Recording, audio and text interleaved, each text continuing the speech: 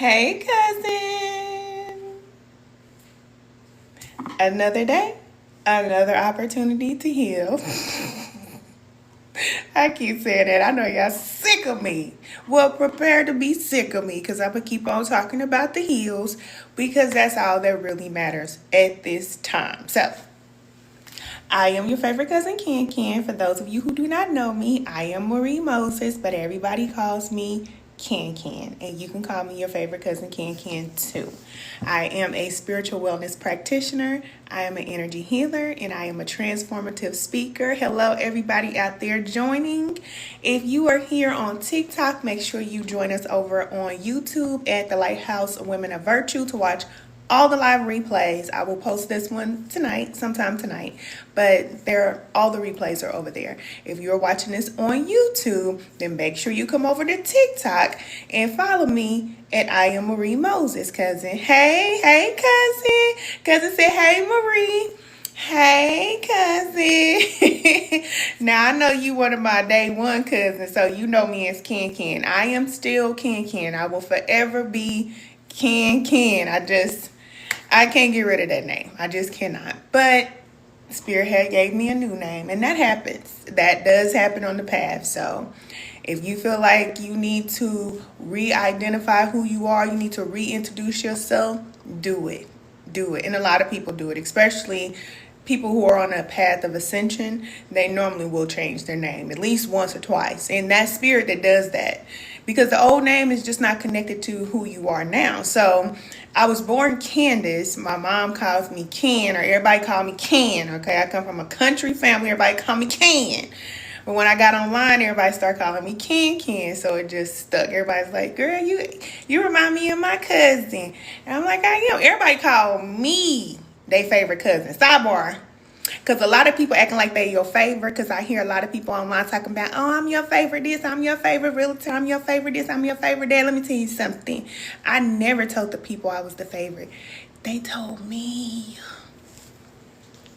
you remind me of my favorite cousin. And it just stuck. That's just how it goes. And that's for anybody online. Just be yourself. Just be yourself. Don't worry about it if you got a name to call the people and all this other crazy type of stuff that people do. Don't even worry about it.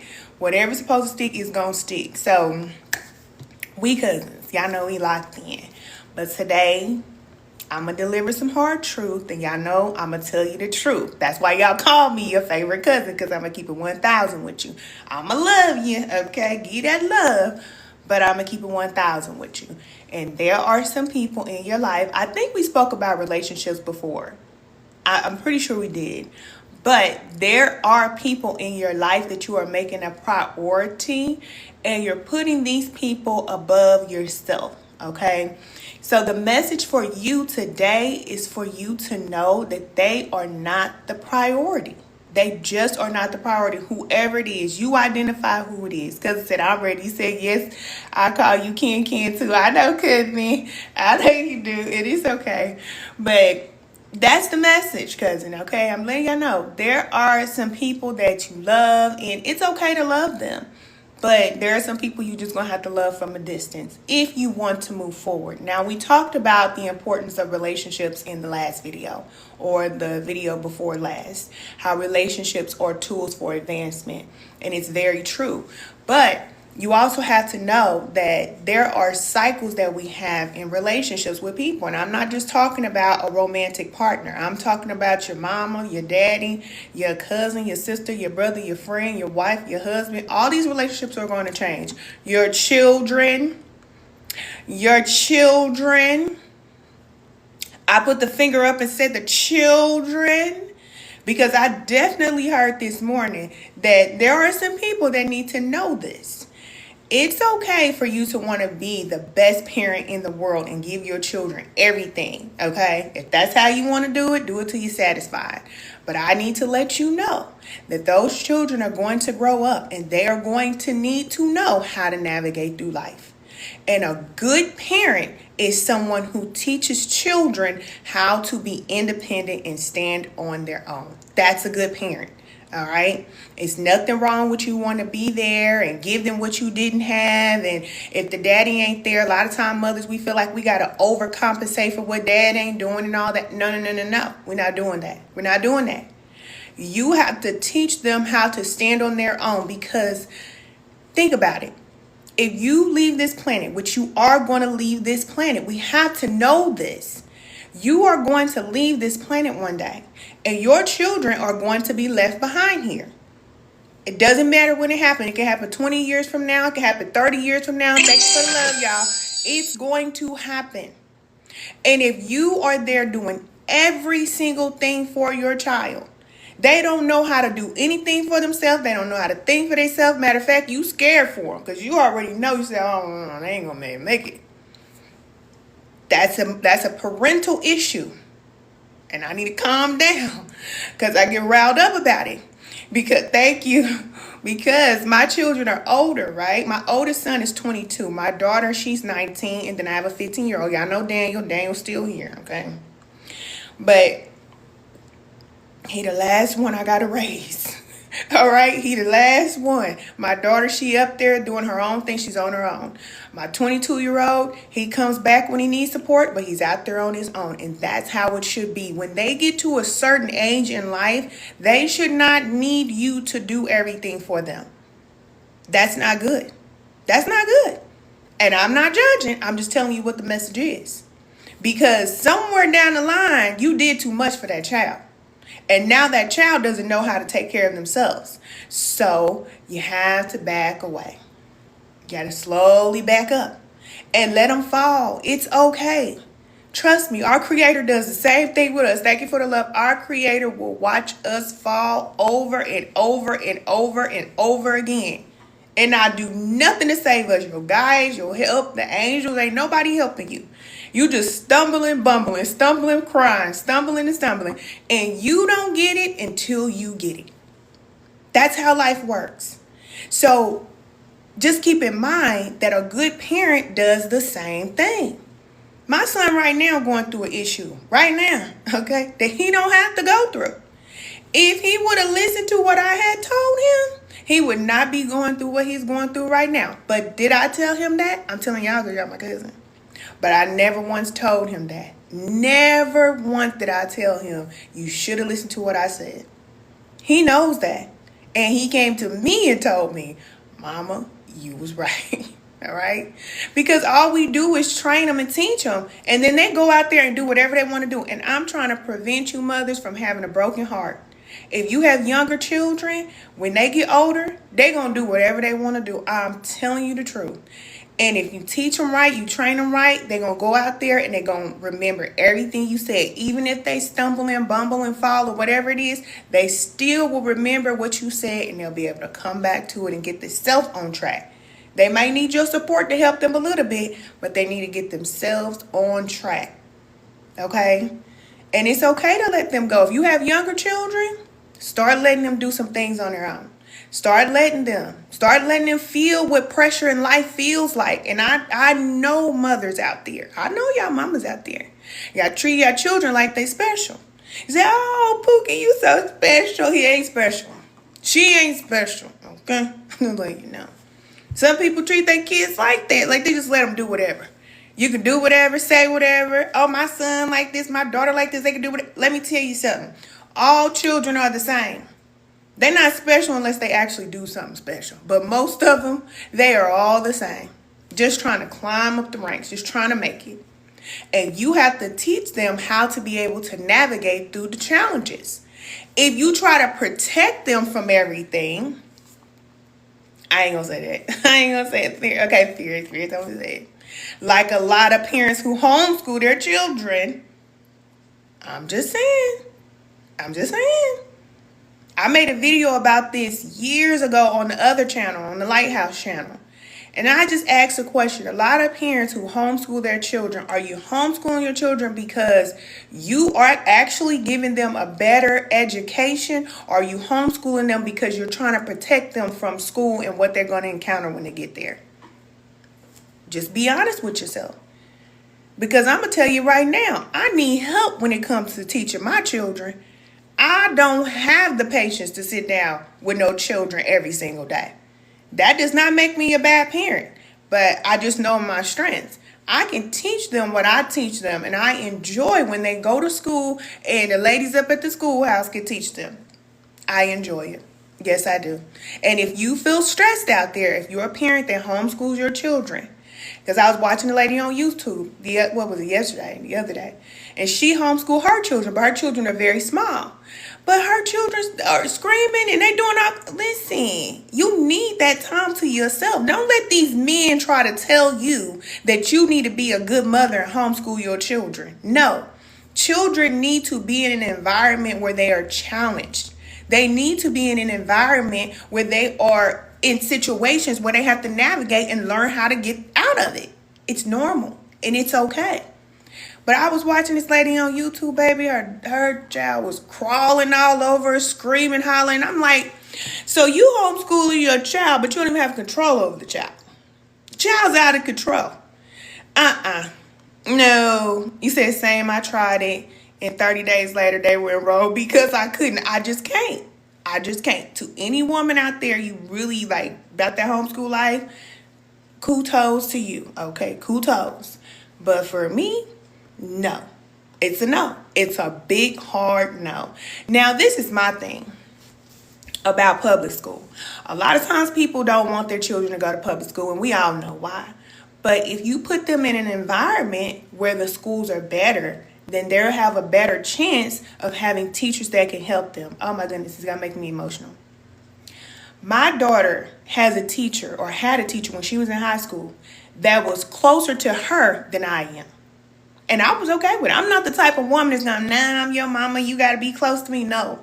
Her and her teacher, they still have a relationship, and she graduated from high school. And that teacher taught her how to crochet. That teacher taught her how to do things that I could not teach her. I'm just being honest with you. I'm gonna be real with you. Don't look at me and think that I'm just a perfect woman and I know everything. I don't know everything. And I know that there are women out there that know more than I do. And if there's a woman out there that can help my daughter or help my children, why not? And there are people in your community that can help you to raise your children. It takes a village, but just put your children in the right village. A lot of times it's an issue to go to public school because if you stand in the hood, like I grew up in the hood, ain't nobody trying to teach you nothing. There's nobody there to help you.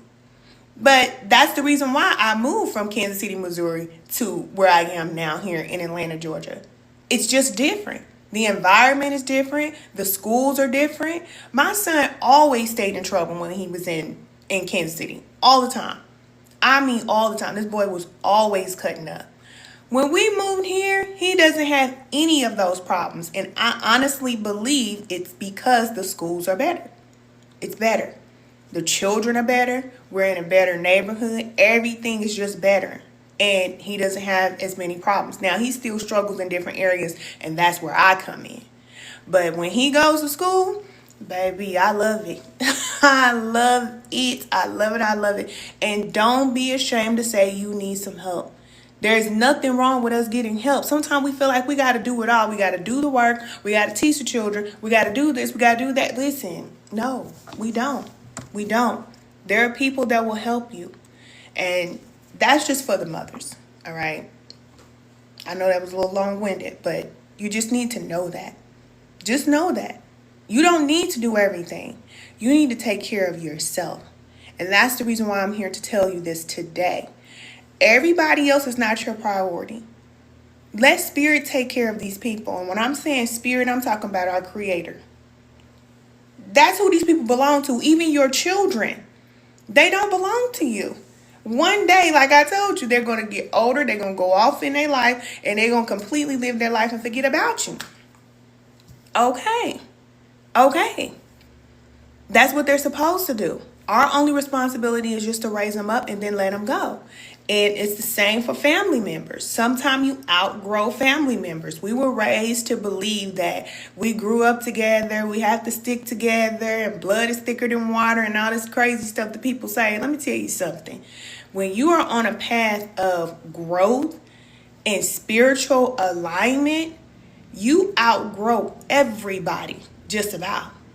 I'm telling you. It's very rare that people are going to stay in your life. You're going to outgrow everybody. Because you laugh, I'm telling you the truth. People going to be falling like these leaves. I see these leaves falling off these trees. That's how people going to be falling out your life. I'm telling you that right now. And you got to be okay with it. Because if you try to pick the leaf up and put it back up on the tree, baby, it's going to be a problem. Yeah, it's going to be a problem. You got to let them fall. And you got to let them go. Because as a tree, you have to still stand strong. Let the leaves fall off. And guess what happens? In due time, more will come back. That's how it happens. And that's the cycles of relationships. All relationships change. All of them. And that's why I want to include them all. I don't want to just talk about, your wife or your husband or your spouse or whoever. We talked about relationships and intimate relationships so much in the past. It's like there are other relationships in your life besides the relationship you have with your partner. It's an important relationship, but all of your relationships are teaching you. They're helping you to grow in some way. And then you move on. You let them go. Thank you for the love, y'all. You move on and you let them go. And sometimes you have to be honest and have the conversation that we are outgrowing each other. I'm moving in this direction. You're moving in that direction. That's what a good person does. Let me say this. We were raised not to tell people the truth. And I know it sounds crazy coming out of my mouth like that, but I'm telling you the truth. We were taught that if you don't have nothing nice to say, don't say nothing at all. Sometimes you need to say something that's not nice to a person. And that's loving them. That's showing them that you love them because you told them the truth. If I had a booger in my nose right now, you ain't gonna tell me that I got a booger in my nose right now? Because you want to be nice? No. You need to say, Ken, you might want to go look in the mirror. You know what I'm saying? It's not what you say, it's how you say it. You say you would? Thank you. I need people in my life like that because I'm not perfect. And I just honestly feel like you can tell people anything and they can handle it. It just depends on how you say it. If you don't get emotional and you stay in control, then you could tell people anything you need to tell them. We cannot be afraid to tell people the truth. So if you know that there are some people in your life that are slacking, they're not giving their all, they're not doing their best, you know it. Instead of you getting upset with them saying, oh, they stupid, they this, they that, they need to be doing this and this and that. Instead of you doing that, you just have a conversation with them and let them know what you observe. Let them know that you're going in this direction and they're going in that direction and we're going to have to separate. Therefore, you ain't even got to get involved emotionally. You ain't even got your feelings involved in none of it. Because all you did was just tell them, okay, this is what I'm observing about you. This is the direction that I'm going. And the things that you're doing is not in alignment with what I'm doing. But if you never tell a person what's going on, then they just go through life feeling like they're doing everything right and nobody ever told them that, oh, I need to make some adjustments. You said, for real, I don't like people to lie to me. Exactly. It's not good. It's not good. And we learned this. I'm telling you. And y'all know I don't like to talk about religion. You said, Ken, you always say you don't like to talk about religion, but you always talk about religion. Because it's the truth. It's the truth. It's like religion tries so hard to put you in a box, but they don't even tell you the things that you need to know. The things that you need to know, ain't nobody telling you that. But they're going to tell you how to do things like this, like that, so you can fit in the box. Whole time you're suffering, your bloodline's suffering, everybody's suffering, but nobody's saying how we get out of this. That's a problem. You said, my father taught me this. That's real. And if you got a parent to teach you this, like I teach my children this. When they're going through things with their friends, because kids go through things with their friends, I tell them, talk to your friends and tell them how you feel. If they can't handle it, they was never your friend anyway. Let them go. Because some friends don't want you to tell them nothing. And it's some people like that. They feel like you can't tell me nothing. If you come to me and say something about what I'm doing, it's a problem. Okay, well, you just know you need to back away from them. But if it's your real friend and you see that there's something that they are doing that they need to adjust, then a good friend is going to tell them. Like my daughter, she always has these issues with females. It's always been like this, okay? Because she pretty like her mama. But it's always been like that, I'm telling you. And she's so super duper sweet, like super sweet and giving. And women and young girls that are so giving and so kind, all that, it's just hard to get along with other women. That's just what it is. And that's what it's been for my daughter. She will give anybody anything. She will show up for you. She will cheer for you. She will help you. She will do this and that.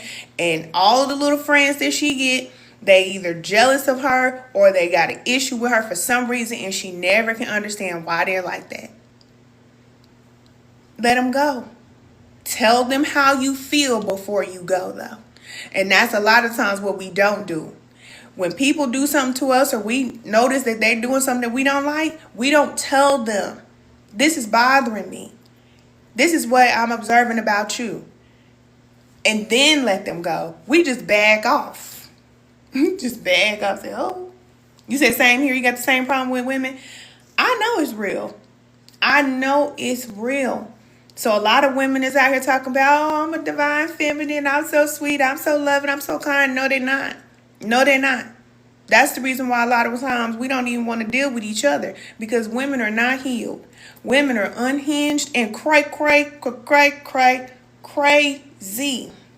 Been that way since elementary school. Nasty, bad attitude, wake up on the wrong side of the bed, everybody got to pay. Oh, I know. I know how women are. And I know young girls, teenage girls, they the same way. Especially if they mama like that. If they mama is like that, they going to be like that. But my daughter's like me, because I tell her all the time, you need to check your attitude. I don't let my daughter walk around with no bad attitude. I don't care if you're having a bad day or not. You better check that attitude. Don't come in here with no attitude. I ain't giving you no attitude. And I'm going through things too. Whatever I'm going through don't have nothing to do with you. So don't bring no attitude my way. Everybody don't have to pay because you having a bad day. I teach my daughter that right now. And she's been learning that her whole entire life. So that's the reason why when she deals with other people, she does not take out how she's feeling inside on other people. Because I taught her that. And a lot of young girls need to learn that, because they become women. They don't know how to regulate how they feel. They don't know how to have a healthy relationship with another woman without feeling jealous. And that's sick. That's very sick. You said my father was the one that taught me to have a good attitude. Yes. And that's important. But you'll be surprised. There are a lot of women out here that are not teaching their daughters how to carry themselves. They feel like their daughter supposed to get everything that they want and get treated like a queen. And then their daughter is going to get their heart broken several times in order for them to learn that that's not how life is supposed to work. It doesn't work like that. It just does not work. No. And y'all know I love you, but I'm going to keep it real with you. And I work with women. But I'm not going to sit up here and act like that's okay. It's not okay. It's not okay. And the reason why a lot of times women, our attitude is bad is because we put up with so much. So if you putting up with all of this crap from people and then you want to go and take it out on other people, that's your fault. Take some of that stuff off of your plate. Stop letting people treat you like you're $2.50 so you can smile and be pleasant and be free-spirited. Yes. Because you don't have to deal with all that drama. But what we do is we just put up with other people's crap. We feel like, oh, we got to put up with this. I got to be there for mom. I got to be there for the kids. I got to be there for my man. I got to do all this stuff. Everybody need me. Everybody all over the place. And then you just are not a pleasurable person to be around. It's just not. No. So you wonder why you don't have a man? Okay. I'm just letting you know. I was in a relationship for 15 years. I can say I know how to keep a man. Okay? And I can still be in a relationship right now. I chose to be single. I'm just telling you. You don't want to be the type of woman that's like, oh, I just want to, I want to be there for my man, do everything for my man, but he doesn't like your personality. And a lot of times men don't like the girlfriend's personality, their wife's personality. The person that she is, they don't like her. They may think she's cute. They may think she has something to add to the relationship. But I'm talking about like in a friendship type of way. They don't like her. And that's not good. That's not good. You said for real, it's the truth. But they ain't gonna say nothing. Because if they know, if they tell you that they don't like certain things about you, that you're gonna get upset, you might cry, you might bite their head off, I don't know, spit in their spaghetti. I don't know. But I'm just telling you. So you will know.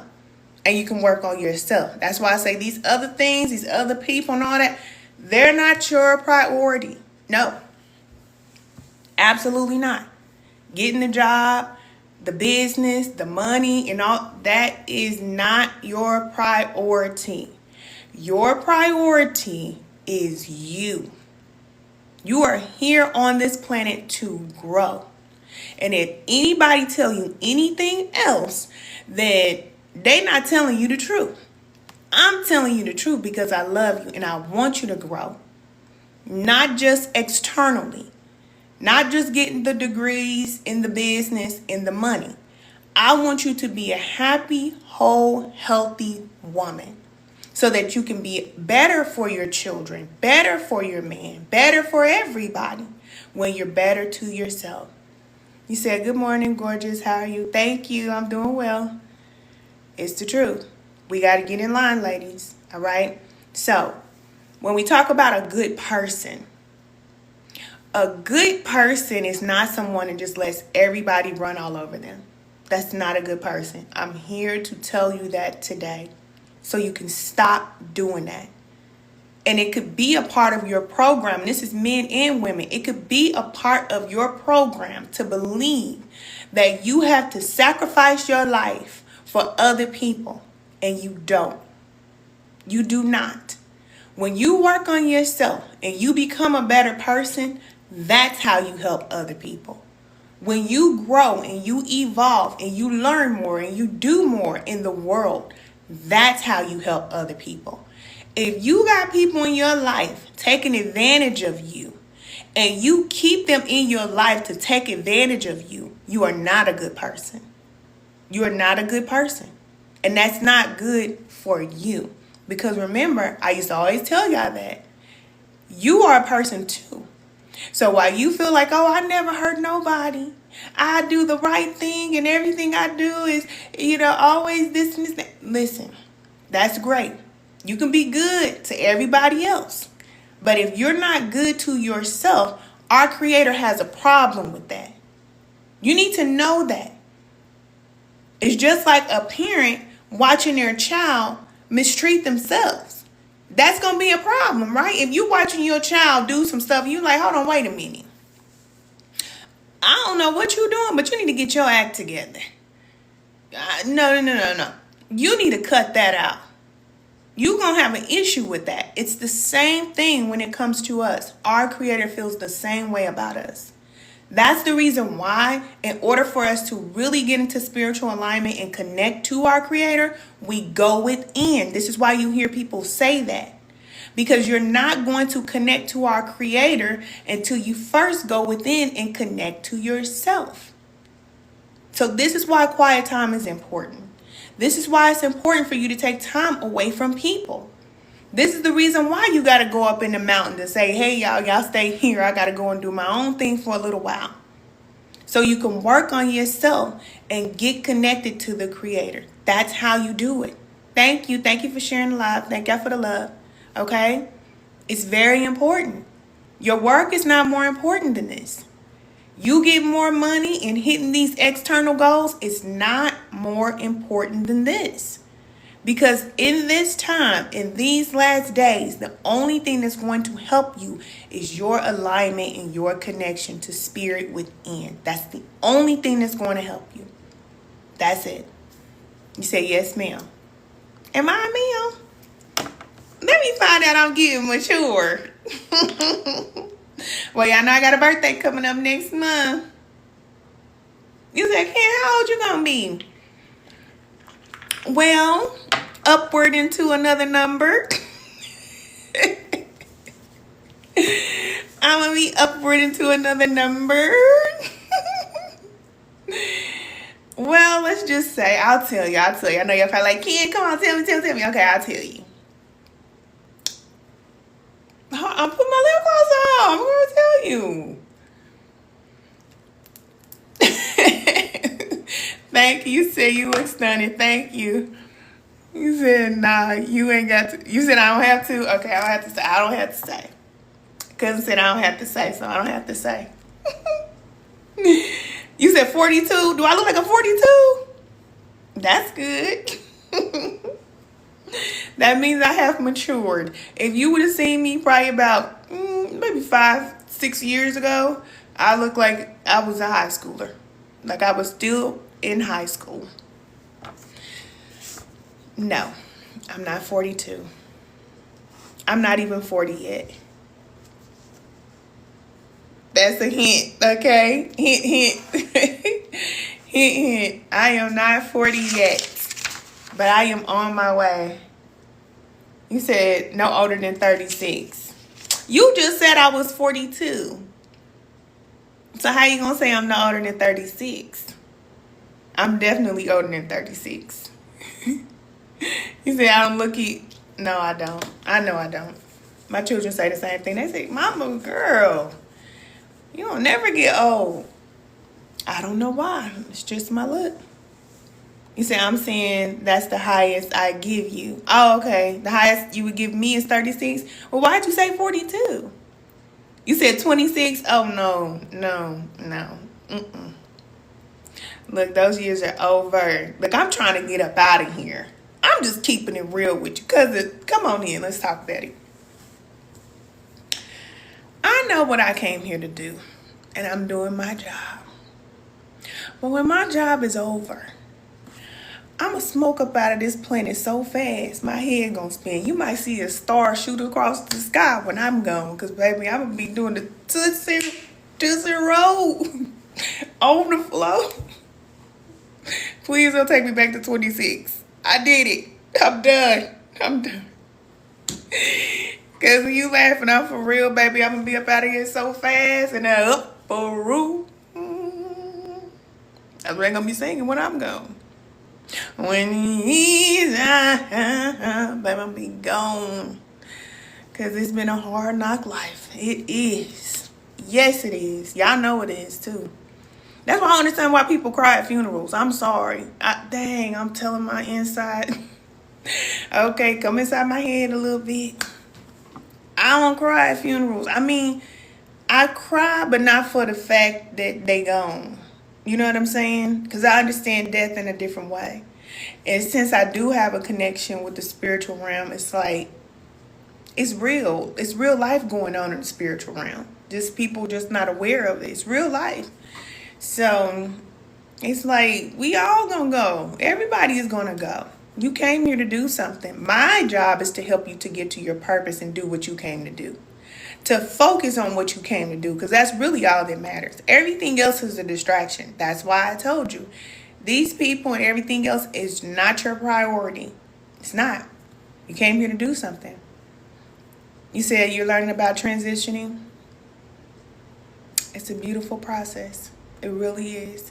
And if more people would study it or were connected to the spiritual realm, then they wouldn't be so afraid of it. Or they wouldn't feel like, when a person goes to the other side, they're lost.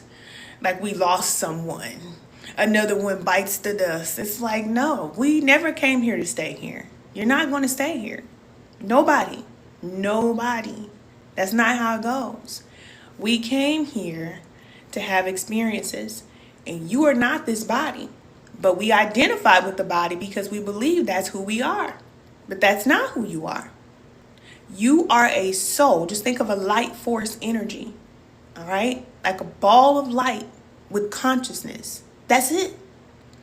And you transform from this to that to that to this.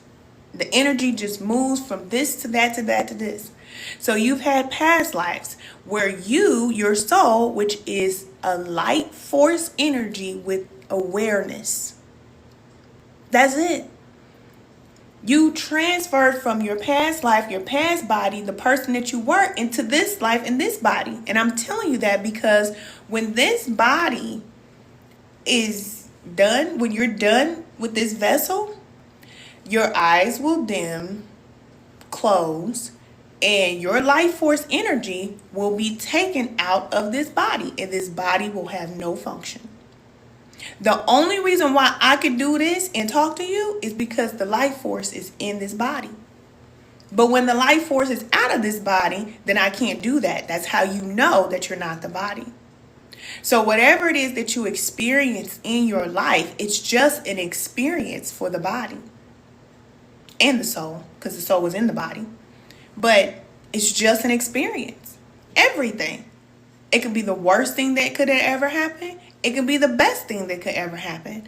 But the only way you can interpret what happens is because the force is in the body. When the life force is not in the body, you can't understand what's going on completely. Okay? You can't understand completely what's going on. So just know who you are. And when you know who you are, then you don't get attached to these relationships and all these things that are happening. You don't. You allow whatever is supposed to be, let it be, and what's not supposed to be, okay, it's time to move on. That's how it goes. That's exactly how it goes, okay? Your life is just an experience all the way up until the end. And then what happens after this life? You know, they say that, energy cannot be destroyed. It's just transferred. That's what happens. Your soul is going to go into another reality. That's what keeps happening over and over and over again. That's the reason why there are certain things that you connect with in this life, and you're not sure why you're drawn to certain things. We talked about this last live. You're drawn to certain things, certain cultures, certain things that other people are not. And you're trying to figure out why. I shouldn't be like this. I should be like that. No, because you've had past lives.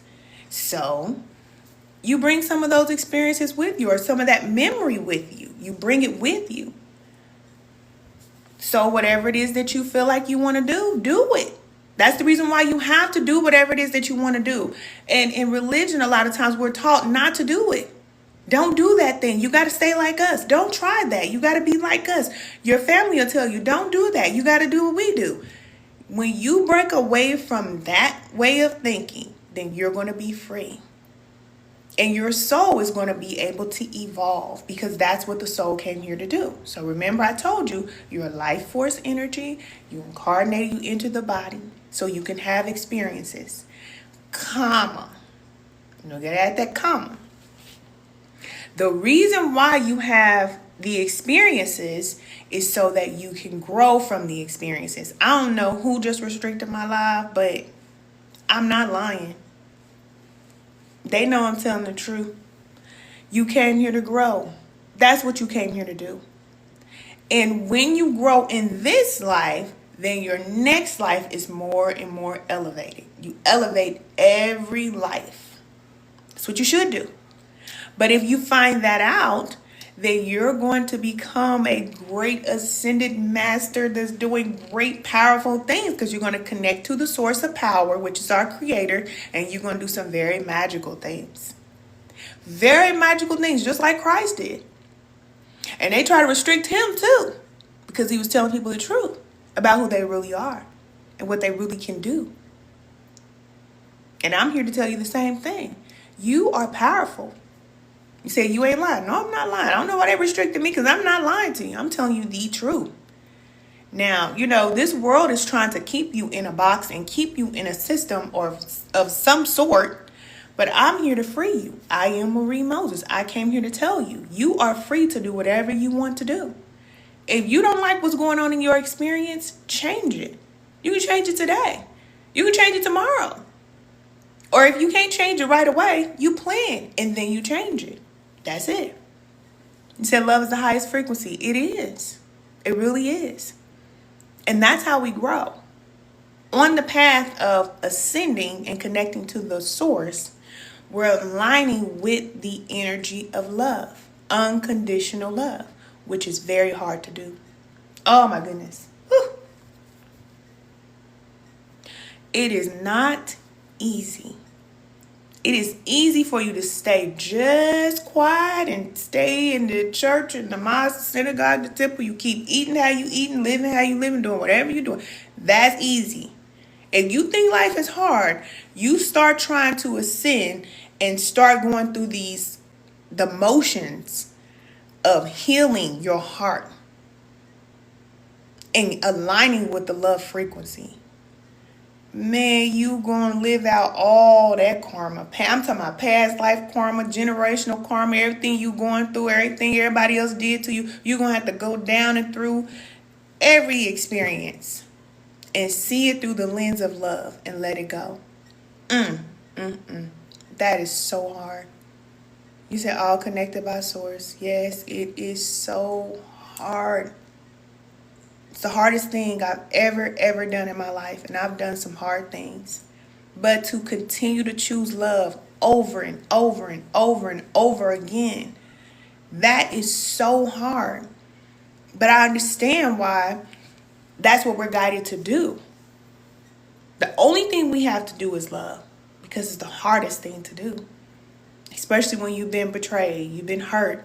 People have talked about you. People have done so many different things to you. It's so easy for you to say, you know what, F this, F y'all, and F all of, you know what I'm saying? You know people like that. I used to be like that. And I'm telling you, just recently, Spirit has really gotten me together about the way that I love. And Coco then came out. Y'all know my shadow girl. I told you, my shadow girl Coco, baby. She was in her feelings a little bit. She was in her feelings a little bit about it. But it was real what Spirit told me about myself. And how I show up for people and I'm there to support people, right? And y'all my cousins, so y'all know I'm keeping 1,000 with you. I can support people and help people. That's easy for me. But when somebody has hurt me, or if I feel betrayed, I will throw them to the wolves and not even think about it. I'm just telling you the truth. I will. And the way that I do this, is Spirit brought it to my awareness. Excuse me. The way I do this is, I just forget about them. I don't pray for them. And I know that I should pray for people. And I pray all the time. But if somebody has hurt me, I don't pray for them no more. I was not doing that. If somebody has tried to do something to me, I will say, okay, it's over. I'll have compassion. I understand. You know, I get it. But they'll never get another thought again. And if I do that, talk about me, if I do that, I'm here to help people to grow and evolve. So if I stop showing people love, even after I let them go, then I can send them to dark forces. Just let them go to these dark forces that they're already connected to, okay? Which is the reason why they did what they did in the first place. And I know that. So I know that it wasn't them. It was what they're connected to or what's inside of them. I know that. So I let them go. But no prayer, no nothing. Just, that's how you want to be? Cool, go. Then years later, I hear, okay, this happened to that person. That happened to this person.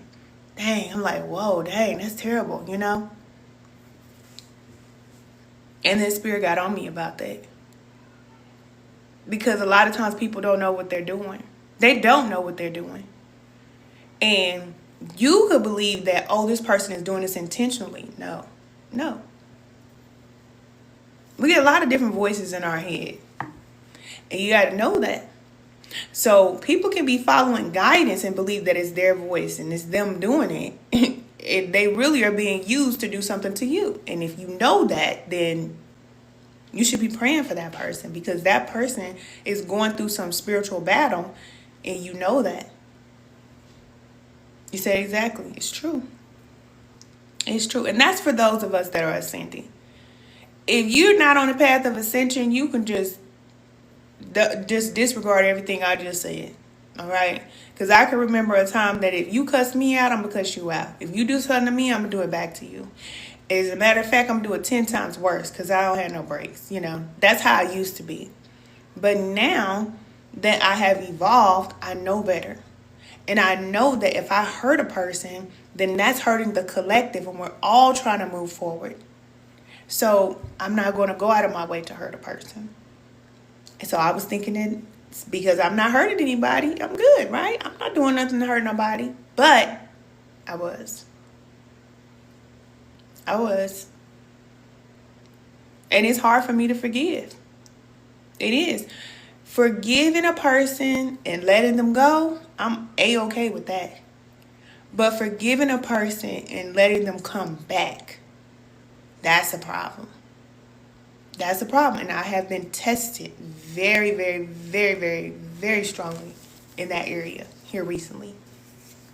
Because the same person that came back to me did me wrong. For a long time, they had no problem with what they did to me. And I just had to let it go. And I did. I let it go. Okay, fine. No prayer, no nothing. Well, I did pray. I did pray for them. Yes, I did. I did pray. But, you know, I wasn't really like connected to it because that's just something I do. I could just detach and just boom, gone. But then that person went through life experiences like I was telling you. They grew. Now they have a different perspective. They see things clearly. And then they came back to me and told me that they apologized. And I know they were sincere because I know that what they're going through now is a very dark, dark, dark time. And a lot of times when people go through dark times like that, that's how they can see themselves. So now they're in that place. And so now I have to open my heart to say, it's okay how you did me.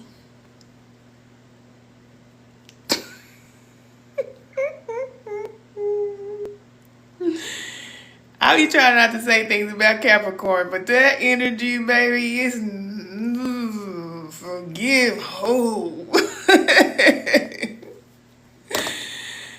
You said universal law? Whew. You said you won't give them another chance to betray me again. No. You said I'm not there yet. It's tough. It's tough because it'll be easy for me to say, you know what you did to me? I could care less what happened to you. It would be easy for me to say that.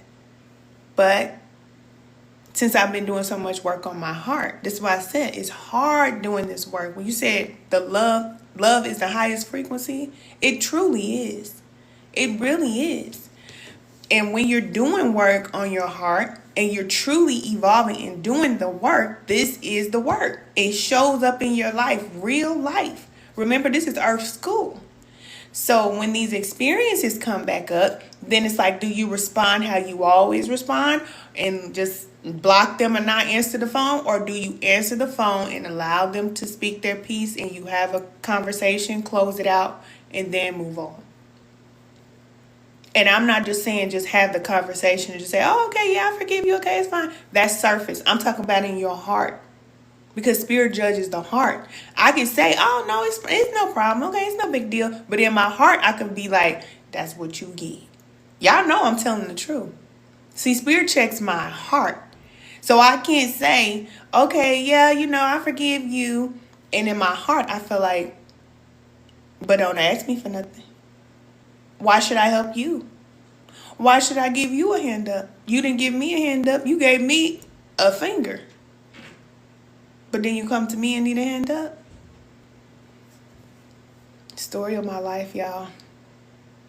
Story of my life. You said listening while working is always good information. Thank you, cousin. He said, yeah, but that yelling and screaming, I can't take all that disrespect. No. People like that, I'm not dealing with nobody like that. I'm talking about a person that comes back and they truly want forgiveness. They're not coming like that. They're not coming like that. They really, really, that's why I say I can tell that this person is sincere because they're at a very low place. So when a person is at a low place in life, they ain't screaming and yelling and doing nothing. They like, I want to make it right. And I have grown so much to the point that spirit is doing this within me. Okay, it's not me, it's his spirit. I have grown so much to the point to where I like to see other people grow. It ain't about me being right and what they did wrong and all that. I just want to see people grow, because I know when people learn lessons in life, then they're going to go into the world and be better, because they're learning and they're growing. And that's enough for me. Not the payback, not the get back, not the I told you so, not none of that. The fact that the person is growing, that means they're going to be better to other people in the future.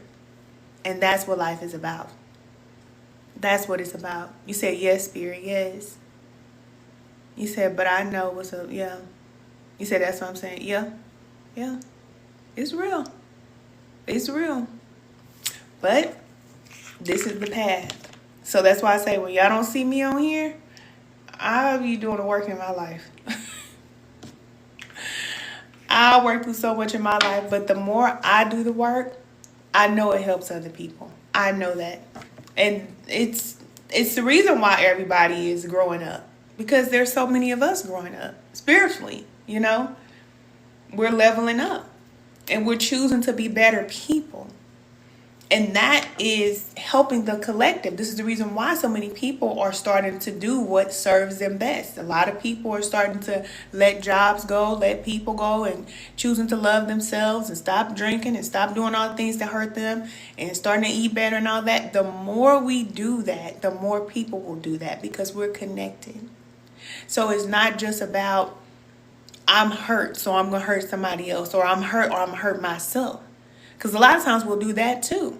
We feel like, okay, I didn't hurt them for what they did to me, but I'm just going to go eat 3 cheeseburgers in one time. See what I'm saying? I didn't hurt them, but I'm just going to go drink. Well, you drinking poison. You know? You hurting yourself. And we don't see it like that, especially women. We don't see that we hurt ourselves. We take so much from other people that we will start to hurt ourselves because of what they did to us. No more. You say yes. Yeah, we don't see it. We don't see. We don't see. You said the conscious collective. We are powerful and we are doing great work. That's why I told y'all, turn that news off. Turn that news off. You're going to see what people are doing. When you get online, you can see. You can see. Look at the growth.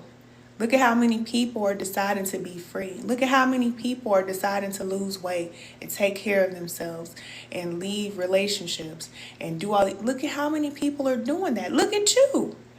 The things that you struggled with for years, now it's so easy for you to just let it go, because it's time. And the more we decide to do that, it's easier for all of us. So if you're here on this live today, you're doing the work. Thank you for the love, y'all. You're doing the work. Even if it's just a little small adjustment in your life, it matters. It matters. And you taking care of yourself, this is the reason why I said earlier, our Creator takes it very personally when we don't take care of ourselves, because your energy matters. It does. So if you're stressed out, you're overworked, you're tired, you're sad, you're depressed, you're still hurting because of what happened to you in your past, whatever it is, if you are in that state, then your vibration is not in a good place. And that's not good for the collective. So that's the reason why we do the work on ourselves. Because once you let those things go and your energy is now clear, you get in alignment spiritually, then your energy will rise. Okay? You will raise your vibration, and that is how we go up. We don't go up by trying to hold other people's hand and trying to give everybody everything and helping them. That's the old way of doing things. Sacrificing our life to help other people who don't even deserve to be helped. No, they don't need to be helped. They need to go through experiences so that they can grow. That's how this works. So you can't give them any money. You can't be their support system. You can't do anything for people that are at a low place. They have to see I'm at a low place and do something different. That's what's going to happen to you. That's what happened to me. That's what happens to all of us. It's every man and woman for themselves. The only thing you can do is be the light. That's what you do. You just be the light. You be the example. You show them. You don't tell them. You don't give them everything, because that's just like I was telling you earlier, how mothers will give so much to their children that their children are codependent. It's the same thing with relationships in your life, all relationships. If you give too much to people, you're not helping them to be better. In the old world, in the old way of thinking, that's what people did. And they will tell you, people who did that they just got exhausted by trying to carry other people on their back. No. Your energy has to be light. Yes, they have to help themselves. They have to. And if you love them, if you really love them, you'll let them. You'll let them. That's what love is. You think our Creator wants to see us suffering? No. No. But when we go through the suffering, that's how we learn. Why do humans want to learn like this? This is what we chose. This is what we chose. This is not what our Creator wanted for us. Remember, I told you, the original design for this planet was supposed to be a garden, a utopia, a place where we could just live and be free and eat from the land and drink all the water and be merry. That's how it was supposed to be. That was how it was supposed to be. But then we got this little thing called free will that our Creator gave us. Then we decide that, no, we want to do it this way, that way, this way, that way. It's no different from your child. Your child, you tell your children, okay, this is the better way to go, this way, okay? Then they turn 18 and they know everything and you don't know nothing. That's what we did. And that's what we still doing to this day. And guess what our Creator is doing to us? Go ahead. Go ahead. So when we feel confused in life, when we feel like we're tired, when we feel like we can't take no more, it's because we're on a path doing whatever we want to do instead of aligning spiritually to what Spirit is guiding us to do. And we don't know. We do not know. You say, agree, that's how it's supposed to be. That is how it's supposed to be.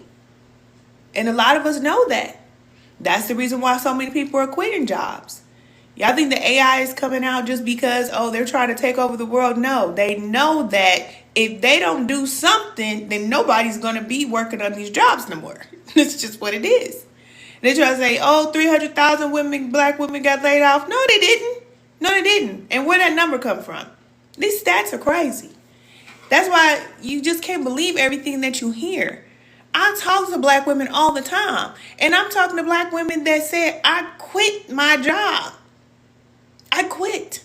And I'm not going back. And I don't care no more. And we are the ones that are working. We are the workforce. All right? That's just a fact. We are the workforce. So when we decide that we don't want to work anymore, we want to spend time with our children, we want to take care of our health, we don't want to be working 10, 20 years and passing out on the ground somewhere because we're exhausted, we're tired of it. We just can't take no more. And our Creator said, come on, baby. Come on, you ready to rest? You ready to rest now? Come on, daughter, come on. And our Creator said, I will take care of you. All you have to do is get in alignment spiritually, and I will take care of you. I'm telling you what I know. I'm working with women right now. They haven't paid bills in months. They don't know how and why and what. And I'm telling them, that's Spirit taking care of you. Because you stop doing it your way. You start aligning with Spirit. And now your vibration is raising and rising and rising and rising. You're becoming a better person. So you're being taken care of. And you don't have to work hard. You don't. Not in your business, not on the job. You don't. You really, really don't. And women are starting to understand that, especially black women. Black women are starting to love ourselves. For so long, we've been programmed not to. And this is why I say we have to learn about spirituality. You have to learn. Like, I don't want to say what you have to do. Excuse me, Spirit. Spirit always tell me, don't tell me what people have to do. But when you don't know how spirit works, the spirit realm, if you don't understand how it works, then it works against you. So people are telling people that if you don't believe in spell work, that spell work doesn't work. Like, you need to believe that it works in order for it to work. These are the same people that are under a spell right now. Okay? Most of the world is under a spell right now. That's what I'm telling you. People are being convinced to do things and they think it's their idea. No, it's not. And a lot of, especially African women, we have a different kind of connection to our Creator. We just do. And when we decide to love ourselves and when we decide to connect to our Creator, then we are going to do some powerful things. Very powerful for the collective, not just for ourselves. Because remember, we were created to love. And there is no other loving woman than us. I'm telling you that. Nothing against nobody else in their race. But you cannot meet another woman that have chosen love no matter what has happened to her. Other than us. No matter what our men do to us, we still stick beside them. No matter what this world has done to us, we still stick beside them and choose love. That is very powerful. And don't let nobody take that power away from you. Because that's what this world will try to do. That's what they're trying to do. They're trying to make you hate yourself. They're trying to make you lose your dignity, take your clothes off, act like a wild, crazy woman, drink and party, and lose yourself. So you won't have that love frequency. That is what keeps us going. And that's why I'm telling you it's so important for you to take time for yourself. Because if you don't take time for yourself, you're going to get so exhausted that you're not going to want to love anybody. You're going to feel like, you know what, forget all of y'all. Forget y'all. I don't care. I don't care. You say you really will, and you won't have to compromise for it. Yeah. You will not have to compromise. You won't have to work hard. Man, I wish so many women knew this. That's what I wish. And I love all my cousins, okay? White, Hispanic, all of y'all. I love all of y'all. But I got to talk to my women, the women that look like me. Because I'm here to help the least. At the very bottom. That's what I'm here to do. Because this world is programmed to push certain people down so other people can go up. But that's not how humanity rises. That's not how we're going to move forward. It can't work like that. We all have to come up. And that includes those that are at the bottom. They all have to come up too. Not just certain people deserve to live the best life and live peaceful. No, everybody here deserves to live peaceful. Everybody. Not just certain people deserve to have properties and, land and these things. Everybody deserves a piece of this land. It's here for everybody. Remember that song, This Land Is Your Land, This Land Is My Land? From California to, okay? It's for everybody. But there are certain people that believe, no, only we can have it. You can't. And so humanity is going down, down, down, down, down, or it was, because that's not how it works. So you will now start to see that more of us are coming together. What you need, I got you. What you need, I got you. You're going to start seeing that more and more. You're going to start seeing people just come out of their houses and help people. Strangers on the street, just helping people. Just what you need, I got you. Okay, don't worry about it. I got you. You're going to start seeing that because that is how we come forward. That is how we raise the vibration of this planet. Not just by us having what we want and our children going to a nice school and living in a good neighborhood and, those type of things. Meanwhile, there's other people in the world that are suffering and they can't even eat. It's not how it's supposed to be. It's not supposed to be like that. And it's not going to be like that. It's not going to be like that. I don't care what you see on the news. I don't care how bad it gets in this world. Let me tell you, when it's all said and done, love will be the only thing that exists. And if you're not in the love frequency, or if you're not raising your children to be in that frequency, they're going to have a problem. It's going to be a problem. So that's the reason why I'm here. All right? To help you to get into spiritual alignment. I work with women, but if you're a man, I'm talking to you. I'm talking to whoever's here. Whoever's here. Work on yourself. Love yourself. That's how you become better. That's how you become a better asset to this world. You work on yourself. You don't work yourself into the ground and then say, I got $1. No. You'll be falling down on the ground. I got the money though. But look at you. You took care of all these people and then you just fell on the ground.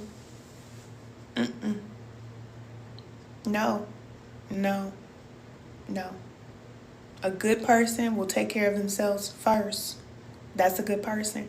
I don't care what you heard. I don't care what your family say. I don't care what your friends say. Listen, if they out of alignment, they out of alignment. That's it. If they taking more than they give, you got a decision to make. It's not up to them. But don't turn off your heart to love. Because a lot of times we'll feel like, well, why do I love people so much? You know? Because that's what you were created to do. That's a very high frequency. Remember, I just told you that. And this world will try to take you out of that frequency, but don't allow that to happen. And how do you prevent that from happening? You choose to love yourself. Then you don't feel that way. Because all the people you give love to, they appreciate it. They give back to you. And furthermore, you're giving so much love to yourself that your cup is full. But if you're not giving that love to yourself, then your cup is not full. But you're trying to go out there and give some to other people that you just don't have to give. You will not be able to make it in this reality like that. I'm telling you. You won't make it. You will not make it. That's the old way of living. You will not be able to do it. It's just not going to happen, okay? A good person loves themselves and listen to spirit. Thank you. Thank you for the love. Follow that guidance. It's coming from within. It's going to tell you everything you need to know. And the more you take the time away from whatever you got going on to hear that voice, it's going to be louder and louder and louder. It's going to be louder and louder. And it's going to guide you to you being the greatest version of yourself. But you got a choice. You can choose to stay the same. You can choose to do what everybody else is doing. Or you can choose to go down that narrow path. It's very different. But it's how you find yourself. It's how you find your purpose. It's how you find everything. Thank you for the love, y'all. Thank y'all. Thank y'all for tapping the screen. I never say tap the screen and all the TikTok stuff. Okay, y'all, tap the screen. Tap the screen. Look, it's too late. The live already over. I gotta learn how to do stuff like everybody else. I try sometime. I do. I be trying to do stuff like the way that it's supposed to be done. I just struggle with that. I just struggle with that. I'm so used to just coming on and just, just doing my thing. Like, but they say you got to do this and you got to do that and you got to do this and that. I'm like, so they say.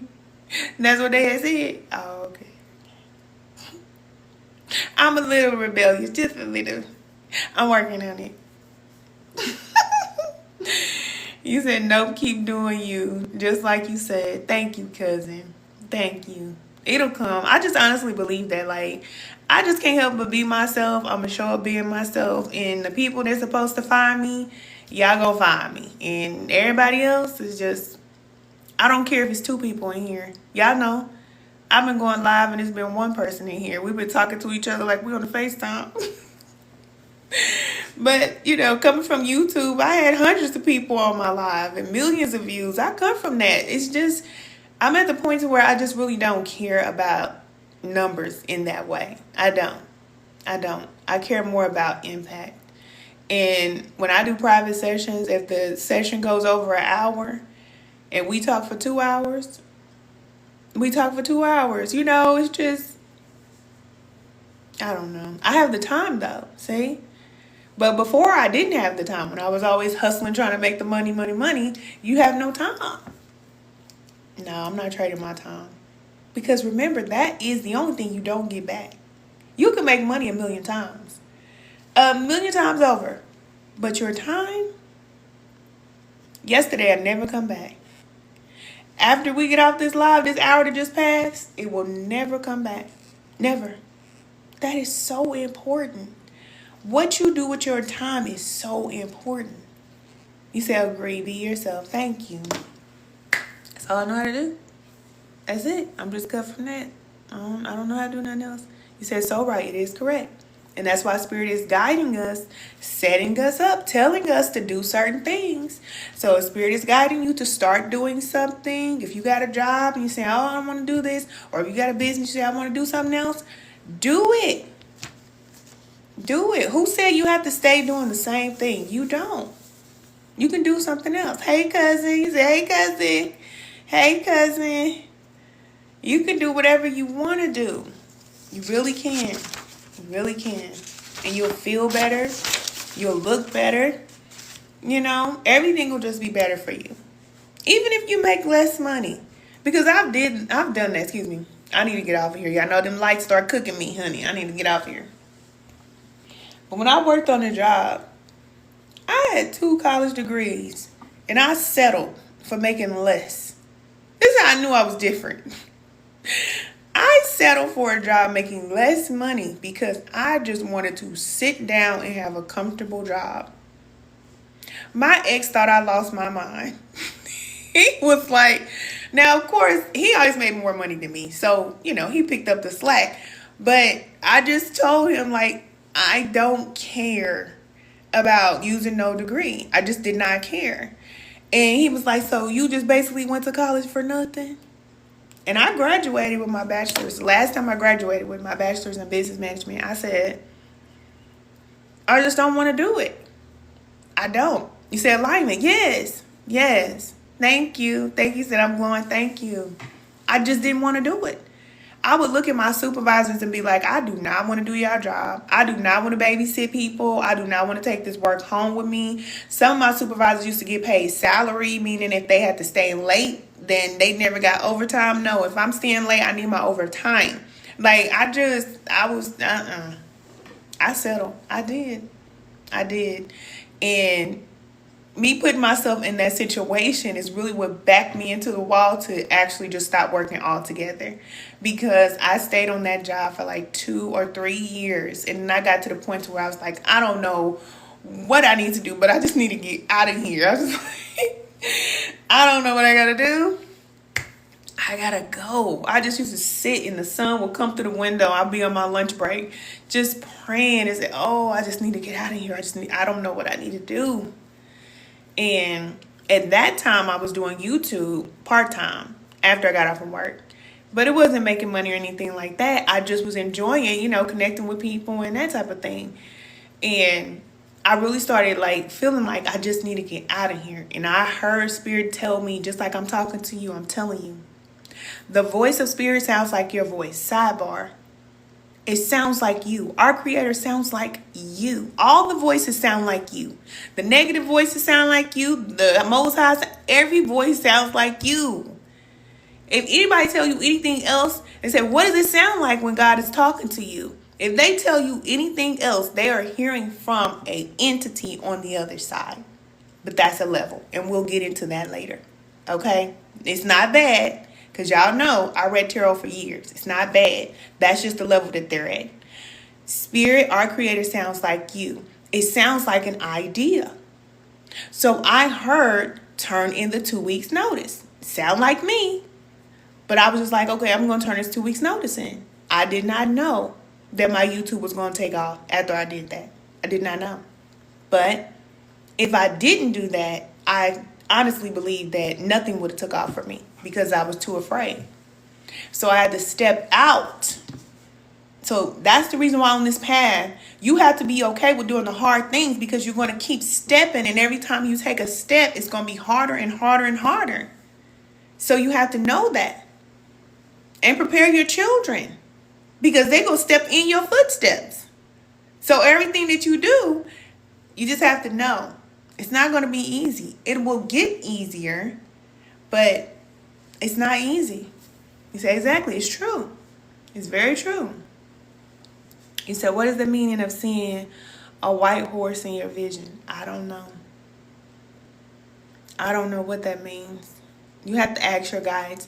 That's the reason why I say it's not a bad thing to connect to entities on the other side. Okay? That's a level. Okay? So, me, I just ask. And then I'll know. But if you don't have a relationship with your guides on the other side, then they can't tell you what that means. And furthermore, once you ascend, because there's levels to connecting to our Creator. We just don't jump up and just decide that we're going to connect to the Most High. It don't happen like that. There are levels to heaven. There are levels to angels. There's levels to people. There are cycles and levels. You just have to go through the ranks. And once you start choosing to love yourself and you start going within doing this work, you're going to start connecting to your guides. You're going to start hearing them. When you start seeing those synchronicities and all that type of stuff, normally those are your guides. Because you have support. Just like you have support in the physical, you have support in the spiritual realm. But most people don't know that because they told you to be afraid. You need to be afraid that you have help on the other side. Why are you afraid of your support on the other side when they're there to help you? As above, so below. You have positive forces in the spiritual realm that will help you. You have negative forces in the spiritual realm that will deceive you and trick you and play games on you. It's the same thing here. You have people that come into your life in the physical. They help you. They support you. You say, man, I'm so glad I met them. My life changed when I met this person. Okay. It's the same thing in the spiritual realm. It's the same thing. But we're not taught that. But when you start going within and you start slowing down, then you will get guidance. You will. And just ask. Even in the Bible it says that though, right? Whatever you need, if you need wisdom, if you need guidance, whatever you need, just ask. And we're learning not to go outside of ourselves for guidance. You going outside of yourself is not... I'm just a spirit guide in the physical to confirm what you know or to tell you something that you don't know. But that's the reason why I don't come on every day. That's the reason why I don't want you to get attached to me. Thank you for the love, y'all. Don't get attached to me. Because I've had that happen in the past where people were looking for me every day to show up. But they were not connected to their guides and connected to our Creator and on their ascension path. No. I don't want you to connect to me like that. And I even say the same thing to my children. My daughter, you know, cancer people. But she said, Mama, no, you're not going to go nowhere. Yes, I am going somewhere. Yes, I am. Even when I get married, baby, I'm out of here. Honestly. But I teach her that now. Be independent. Think for yourself. So many people get jammed up nowadays because we're just going outside of ourselves, and it's teaching us. It's not a bad thing. We're learning, but I just want you to avoid all of that. You don't have to go to the minister, the pastor, the readers and all that. You can if you want to, but it should only be confirmation for what you already know. But if you already know it, do you really need to go to somebody else? No, you don't. You really don't. You said be able to be alone. Yes. And that's hard. It's hard. Because you got all these thoughts that'll start coming at you. Let me tell you, the spiritual initiation that going up that I'm telling you about, the ascension, it's not easy. Because as you're going up through these levels, please know you're going to have some opposition. You're going to have some opposition. You're going to hear some things. And it gets crazy on the path. That's why I told y'all, join us a spiritual alignment class. Because I'm definitely here to support you on that journey. Because it's not just like you're just getting ready to just shoot up and you're not going to have no problems. Oh, you're going to have some problems. And mentally is where you're going to have a lot of that going on. You said, no, it's serious. Oh, it's real serious. It's real serious. It'll make you feel like you're losing your mind. And that's the reason why a lot of people who decide that they want to awaken these certain parts of themselves, but they don't have support, that's the reason why they do lose their mind. Because they don't know. They don't know what's going on. They just unlocking stuff, opening stuff up. It's like, oh, wait a minute. Because that's not how spirit works. We don't rush the process, but that's what people want. People want to rush the process through breath work, heavy breathing, through plant medicine. They want to do all these things. You want to rush the process. Okay, you can do that. But just know how dangerous that is. Because if you start unlocking certain parts of yourself that is not ready to be opened up, you can have a lot of issues. So that's the reason why it can take you years to ascend spiritually. Let me tell you, it can take you years. So that's why you just need to take the clock off the wall and take the calendar down. Don't even look at it, because your vibration is going to change based off of your level of awareness, your enlightenment. And only spirit will give you enlightenment when you're ready for the next thing, because our Creator loves us. So spirit is not going to just completely open you up and tell you all these things and give you all of this and put all this energy in you and all of that, and you are not ready to handle it. Believe it or not, some people are still holding on to things that happened to them when they were 5 years old. But then as an adult, you feel like, oh, I'm an adult, I can handle it. Give me all the spiritual power that I need. Yeah, okay. Baby gonna be smoking Joe, tell you, baby, the smoke gonna pop out of your head. No, take your time. Take your time. And that's what we learn when we go out in nature. That's what nature teaches us about the cycles and about how slowly the process is. It's very slow. It's slow, and you can get sick of the process sometime on this path. You say, I'm sick of this, man. I'm just tired. No, it's not a linear path. It is not. It is not. Yeah, you said take your time. Yes, take your time. You have your whole life ahead of you. You don't have to be perfect. Only spirit is perfect. And that's another thing. Because we grew up religious, we feel like we need to be perfect to qualify. You are already selected and chosen. Period. You were created a certain way. You have everything you need within you. It just isn't activated. That's it. So no, you're gonna make mistakes. You're not gonna be perfect. It's just not gonna happen. It's not. So you have to give yourself time on this path to not be perfect. Our Creator knows that you're not perfect. So to feel like, oh, I fell and I missed the mark. I missed the mark. You can't miss no mark. Because spirit is the mark, okay? Our Creator decides, okay, time to wake this up, and it's up. This is the reason why I don't say God. Because when people say God, they're going to say He. And when you say He, in your subconscious, you're equating our Creator to a man. And men have limitations. See, you don't know that. This is a subconscious program. You don't know it. But people do it all the time. If you say God, you're going to think about whatever God created. Whatever you call it, in whatever religion you're in. And that is the Savior or the example. That's what you're going to think about. This is the reason why I say spirit, so you could understand that spirit has certain abilities that a physical body cannot do. They can't do it. God is going to be limited. And furthermore, when you think about whoever your God created, the creation, normally they died. And even if you say no, but they got back up, but they died though. They told you, I ain't saying it.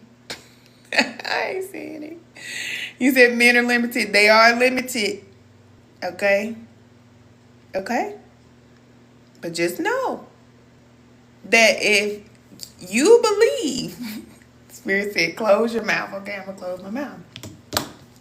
I'm going to listen. I'm going to close my mouth. We're going to keep on going on. We're going to keep on going on. But just know that our Creator is not a he or a she.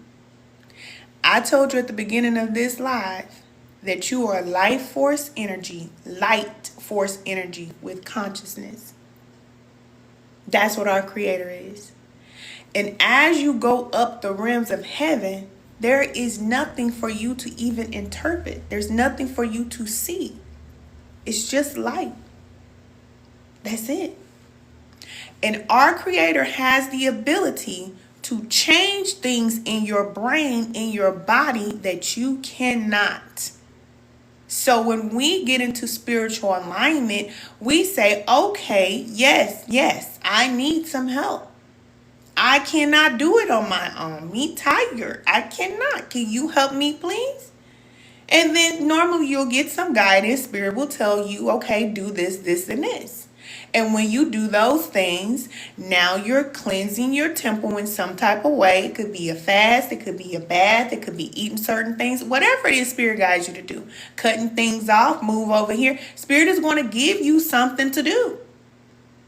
But what we do is we keep doing what we want to do and keep praying. It's not that your prayers are not getting answered. It's that the thing that Spirit guided you to do, you haven't done your part. It's a relationship we have with the Spirit. It's a relationship. You say your soul is forever creation. Like, yes, life source. Exactly. Your soul will always be. Always. And the soul is like the GPS. Remember, the soul knows everything about this life, past life, present, future, whatever's going on. Your soul knows everything. That ball of light that you are with the consciousness is in this body and it knows everything. When you go within, you're literally just slowing down your vehicle, right? You're slowing your body down so you can connect to the part of you that knows everything. And your soul is what's connected to your spirit. Your spirit is what's connected to our Creator. So there is an aspect of you that is perfect. You hear people say that. That's your spirit. It's perfect. Needs nothing. Has everything. Yes. But the soul is guiding the body. So this is the reason why you hear people say, follow your intuition. Follow your gut instincts and go with your first mind, all that, because the soul is guiding you from within. So when you get that guidance that we all get, because everybody know what to do, you know, when you start listening, then your soul and your body is now in alignment. So think about the body, the soul, and the spirit. You hear people say mind, body, soul. No. It's body, soul, spirit. Hey, cousin. Thank you. It's body, soul, spirit. Okay? In alignment. But if the body is over here doing whatever you want to do, because you got free will, you can go do whatever you want to do. And it's not wrong. Okay? BTW, it's not wrong. That's how we all start off. Because we're in this lower frequency down here on this planet. We don't know. So that's the reason why I say our Creator is not going to judge us harshly because we're doing certain things. That's the reason why when you get the opportunity to do those things, do it. Because once you start aligning spiritually, you're done. You can't do it no more. You're done. All right? So, body, soul, spirit. The body is like a child all over the place, doing what you want to do. Whatever you want to do, because you don't know what to do. No home training. As they used to say, kids don't have no home training. The body ain't got no home training. Just acting a fool. If you do know anything, it's what your parents taught you. And if they didn't teach you nothing, then you acting a fool. And even if they taught you something, you still got the free will to decide, I don't care what mama and daddy said, I'm going to do what I want to do. And that's what we do. But when you want to live better and do better and feel better and grow, you get in alignment with the soul. Because I tell you, when the soul ain't happy, ain't nobody gonna be happy. I don't care how much tea in China you get. I don't care how much money you get. I don't care how fine you look. I don't care how many surgeries you get. I don't care how many triple fat goose coats you got. Ain't those little coats we used to wear? First down coats. I don't care what you got or what you do. If your soul is not satisfied with what you're doing, you're not going to be happy. You're not. You're not. So you can get guidance from your soul that's saying to leave a person. But you can decide with your free will, no, I don't want to leave this person. So guess what? You and that person, everybody connected to you, you're never going to be happy. And that's the reason why for so long people can just sit in church and they can be just the meanest people in the world. Because they're not following the guidance from their soul. They're just doing the same thing over and over, following the body. And you're not the body. Whole time you think you're the body. You're not the body.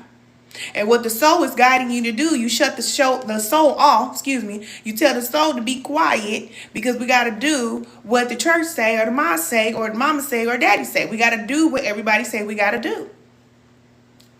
And you're not happy because of it. You say, amen, thanks for sharing this information. It's the truth. Okay, y'all let me know if y'all can hear me. Let me know if y'all can hear me. You said it.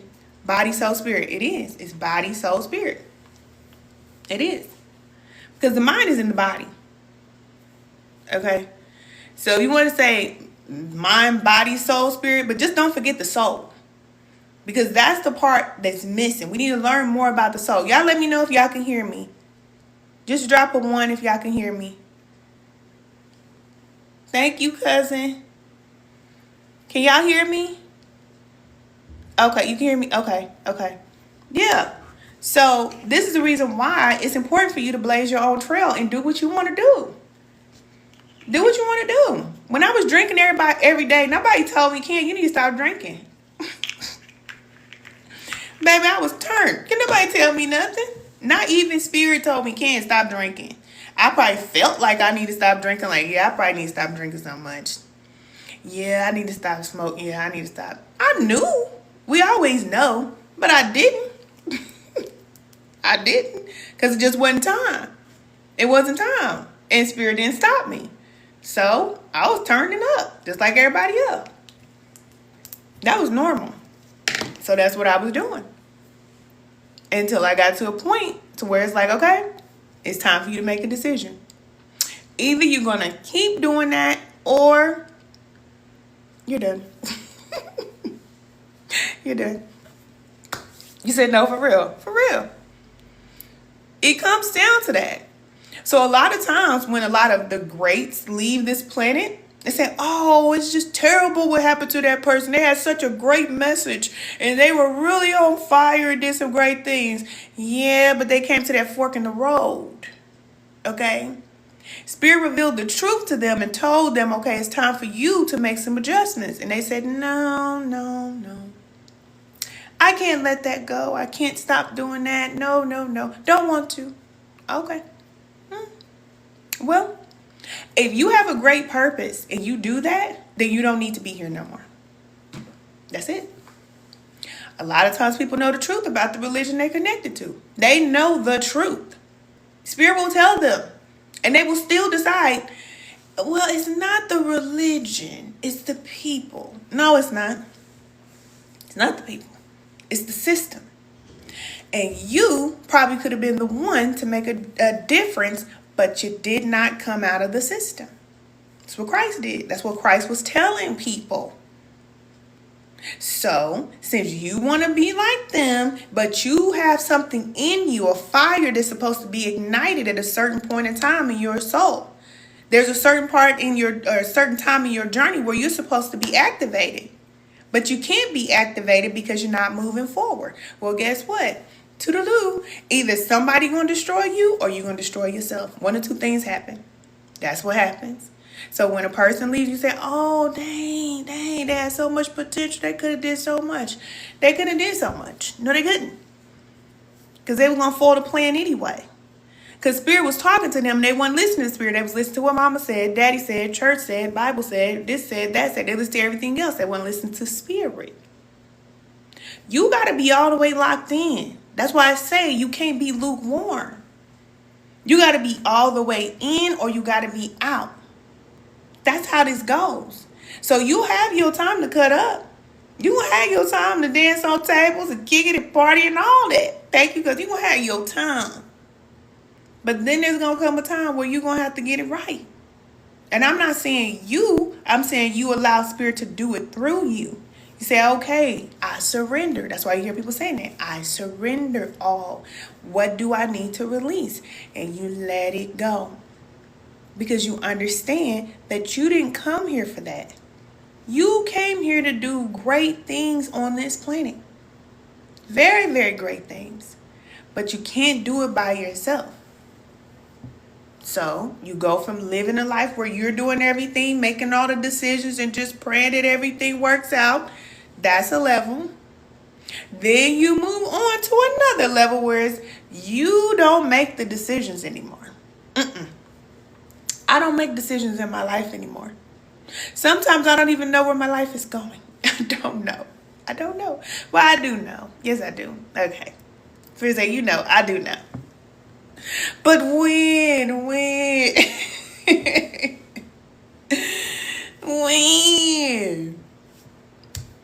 You gotta be patient. Because everything is divine timing. And it's just like they said. I heard this guy. He was talking about how our Creator is like the air traffic control when it comes to like an airplane. Like when you get on a plane and you're just sitting there waiting and you're thinking like, I need to take off. I need to go. I need to do these things. I need to get to what I need to get to now. And you're just sitting there. But you don't understand all the things that are taking place. The luggage that needs to be put on. The, planes that need to land before you can take off. You don't see none of that. But Spirit knows all of that. So all you know is that you're just waiting and waiting and waiting. And Spirit knows that there are other things that need to be done before you can take off to where you need to go. This is the reason why we have to learn to be patient. And Spirit will teach you some patience. If you don't know about patience, you start trying to get into spiritual alignment. Join us in spiritual alignment class. You're going to learn about patience. If you're a woman out there saying, oh, I struggle so much with patience, you're going to learn when you get in spiritual alignment. Oh, you're going to learn. Because it's not about what you want no more.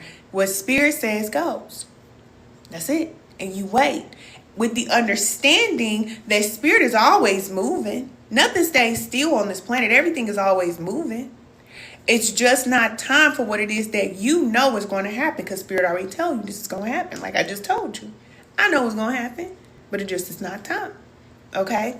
So, when we're in that waiting phase, what do you do when you're on the plane waiting? You don't sit there and get upset. Hopefully, my cousin is not on the plane cutting up. But what do? You pull out your phone or you start doodling or whatever, do a crossword puzzle. You do something to pass your time. But for us that are here growing and evolving, we came here to do something very great. So instead of us thinking about the time, we're evolving and we're developing. Every day, your day should be about development. Thank you for the love, cousin. You said, please don't cut up. Don't cut up on the plane. What's going on? Dang. That's what some people do. On the spiritual path, they do it too. I just don't understand that they want to pout. Okay, well, pout. Shout. Cry. It don't matter. Until the vibration is where it needs to be, until everything is in alignment, the plane ain't taking off. It just ain't time.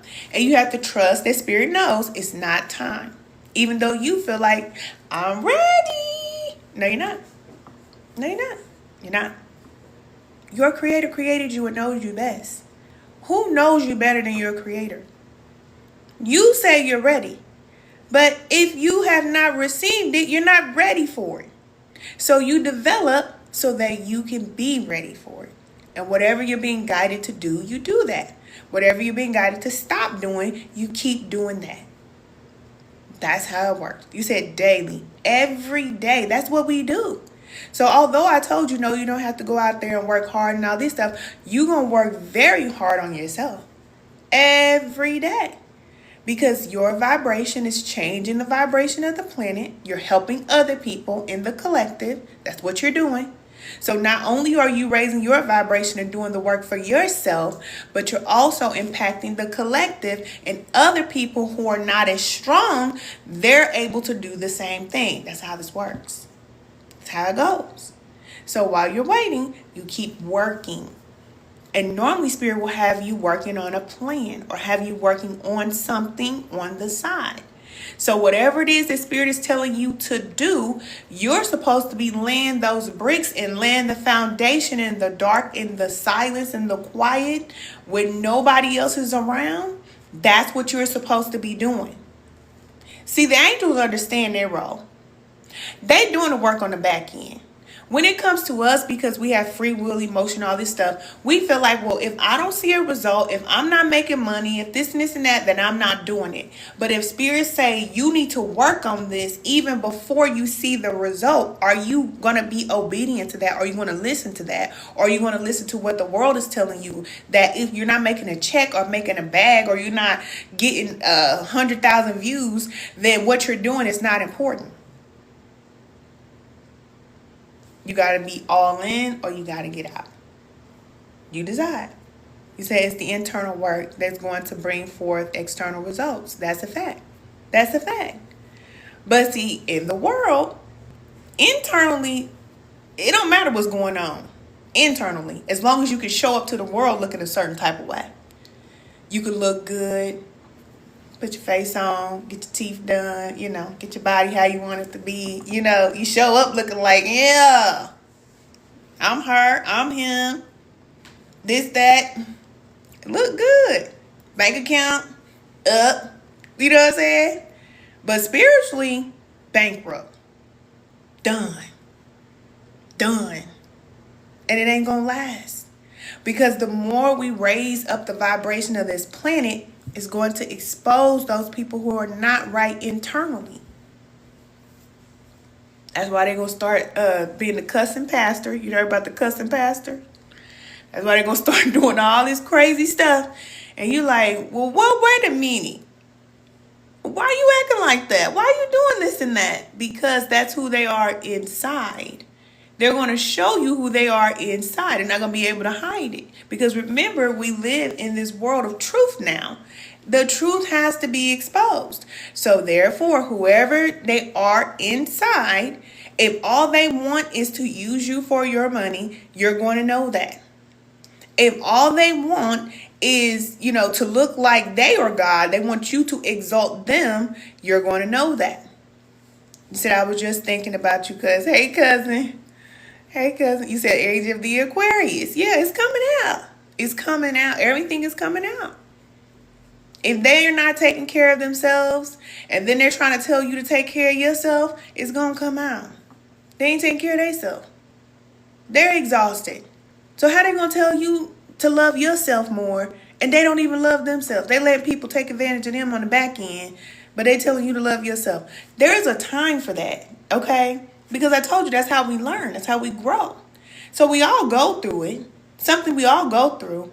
But then there comes a point in time where you have to decide, okay, either I'm going to choose to be better and love myself. I'm going to be better to myself. Or I'm going to keep doing what I've been doing because this is all I know. The leaders are the ones that decide that I know the truth. I stand firmly in the truth. Those are leaders. Not what I heard, not what I learned, not the program, not the system, not the book, not what the minister said, not what daddy taught me, none of that. What Spirit says to you is the truth. That's the truth. And you stand on that. That's your foundation for those that are here to lead in the new world. That's how it goes. Because other than that, we're just doing what everybody else was doing. You get enough money, you'll do anything. It ain't happening, okay? Spirit ain't letting that happen. Letting you know that. Because at the end of the day, all that will be left when everything is done is love. And people that are in alignment with the love frequency. That's all that's going to be left here. So the elect that are here to bring up the vibration of this planet and to build the new earth. And they will do that uninterrupted. The way that they do that uninterrupted is because they're in spiritual alignment. When it comes to spirituality, the reason why people get spiritually attacked is because they're on one end and on the other. They're lukewarm. They're not all the way in. So therefore, them boys can come in and destroy everything that you built because it's not built on a solid foundation. But when you are in alignment with spirit, this is the reason why even women who do spell work, they know you cannot do a spell on everybody. And if you do a spell on somebody that is not deserving of it, I'm not saying that a person, listen, we're not going to get into it. Because sometimes spell works happen to certain people so they can learn who they are. That's just a fact, okay? But there are people who came to this planet to do certain work. That's what I'm saying. If you try to do a spell on them because your little friends in your head and put something in your head and you think you're going to do some work to hurt them or stop them from doing what they're doing, you're going to have a big problem. Big problem. And it's as above, so below. It's the same thing in the physical realm. This is the reason. Ooh, spirit. I'm going to get off here. Because I'm talking to me. You said that's it, that's all. That's what it is. Somebody told you, oh, just because you don't believe it, the spell don't work. Just because you don't believe it just means you don't know the spell's on you. So you believe it's normal. Just like a lot of people who are under a spell every day going to work. And they feel like it's normal. Just like everybody who bought an iPhone. You think you just want an iPhone? I'm just saying, You think you just like a certain type of person, especially people in our community. You think you just like a certain type of person. You think you just want to wear your hair like that? You think you just wanted everybody just all of a sudden start wearing their nails the same way? You don't know how spell work works. That's why you need to know about spiritual practices, because a lot of times spells are being done all the time. And you think that that's what you want. Whole time, other people have an agenda for you to look a certain way, to buy certain things, to do certain things, and you do it. You have to know. You said, baby, I got an aunt who lost her life doing spell work. It's real. It's very real. Because you can't stop certain people. Because they're all in. They're all in with the Most High. With our Creator. They're not out here playing the game. Because there ain't no game to be played. They understand their assignment. They're doing their assignment. They're not doing their assignment in front of everybody else and then going back there and doing something else behind the closed doors. No. No. That's not them. That's not them. And if you try to stop them, just like the forces on the other side, they know who they can touch and who they can't touch. They know. That's why even like it says in the Bible somewhere, it was talking about how, the negative forces was telling somebody like, I know this person, but who are you? Those dark forces were saying, yeah, I know them. I know not to touch them. I know them. But you? Who are you? You fair game. And a lot of people are fair game. Most people are fair game. And you don't even know it. And wonder why things are happening. I'm just saying, okay? And don't think just because negative things happen in your life that those are negative forces and all this stuff, okay? Because, like I said, they have their time. But they level you up. That's the purpose of them. That's the purpose. That's why they exist.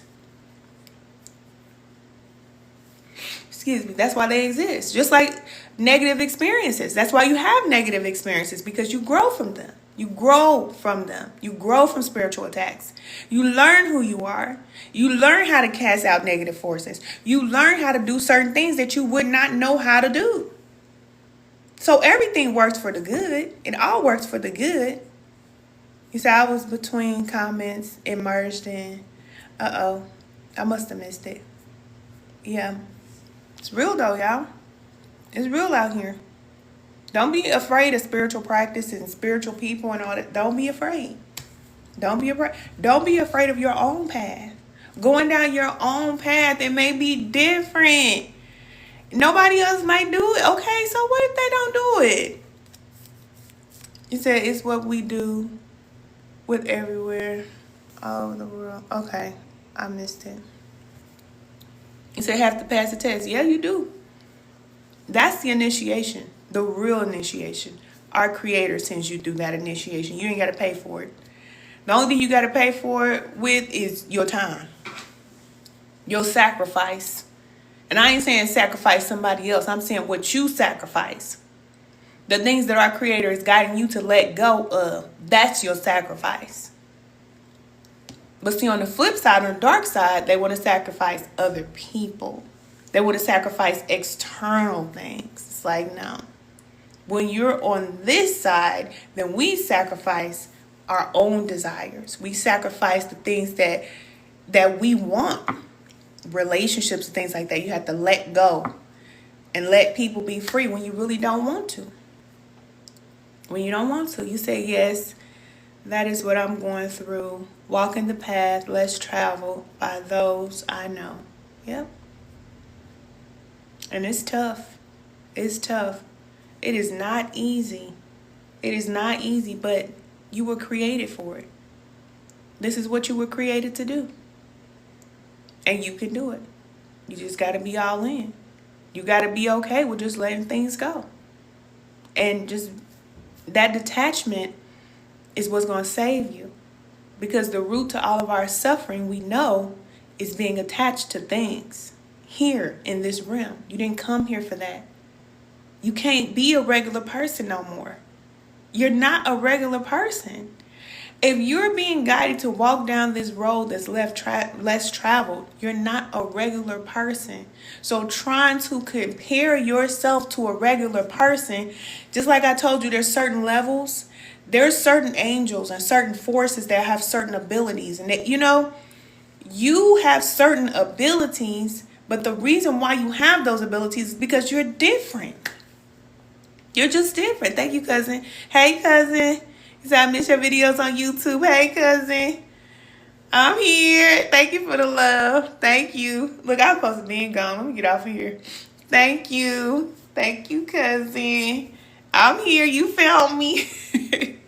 Look, you got me. I'm here. You said can't do what they do. You cannot do what they do. You can't eat like them. You can't dress like them. You can't walk like them. You can't talk like them. Everything they do, you can't even get upset about it because you already know. That's just the level of awareness they're at. That's it. Thank you, cousin. Oh, thank you. I got a horn. Thank you, cousin. You just can't. You are set apart. And when you accept it, then you won't hurt. You won't feel the hurt. You won't feel the pain. You won't feel the rejection and all of that. You won't feel it. You just won't. You won't. Because you know what you came here to do. And you're going to do your job. And then you're going to look, like I said, when you done, you're going to be up in that upper room. I'm out of here. I left it on the floor. Everything I was supposed to do, I did it. And that's it. Had a good time while I was doing it. But it's done. It's done. That's what we're going to do. You said it takes a lot. The way we spend a lot of time alone. Yeah. Oh, you're going to be by yourself for a long time. That's why I said don't look at the calendar and don't look at the clock. Because you're going to be by yourself. You're going to be by yourself. But you got to be okay because you are a leader. You've always been different. You've always been by yourself anyway. You have never had people that understand you, even when people are in the room. It could be a room full of people and you know that they're not like you. You always been by yourself. You just need a little confirmation to let you know you're a little special. Yeah, just a little bit. You just a little special.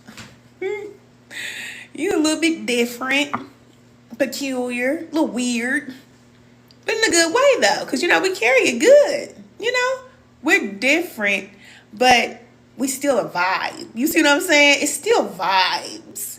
It's not different like, oh, no, they weird. No, not weird like that. I'm saying like you're different. Everybody know you're different, but it's still like,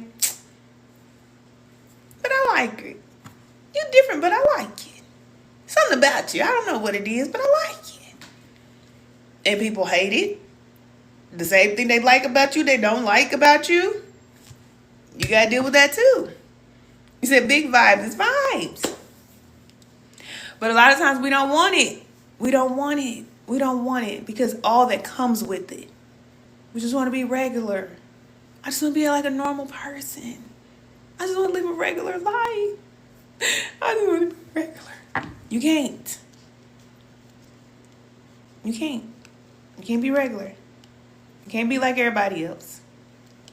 You cannot. And then there gets to a point on the path when you don't have that feeling anymore. It'll go away. So when you're going through it, you feel like, oh, it's a lot. I just want to be like everybody else. I just want to go work. I just want to go do my thing. I just want to do it. But then you'll get to a point to where all those emotions will change. And Spirit does that within you. The emotion will change and you will not feel that way anymore. And a lot of times our feelings are protected. So as you're going through this journey, you will start to feel like you don't care about certain things because you just don't have the ability to feel it, because Spirit protects us in a way that you can't feel certain things. Because if you could feel everything, then that would not be good for you.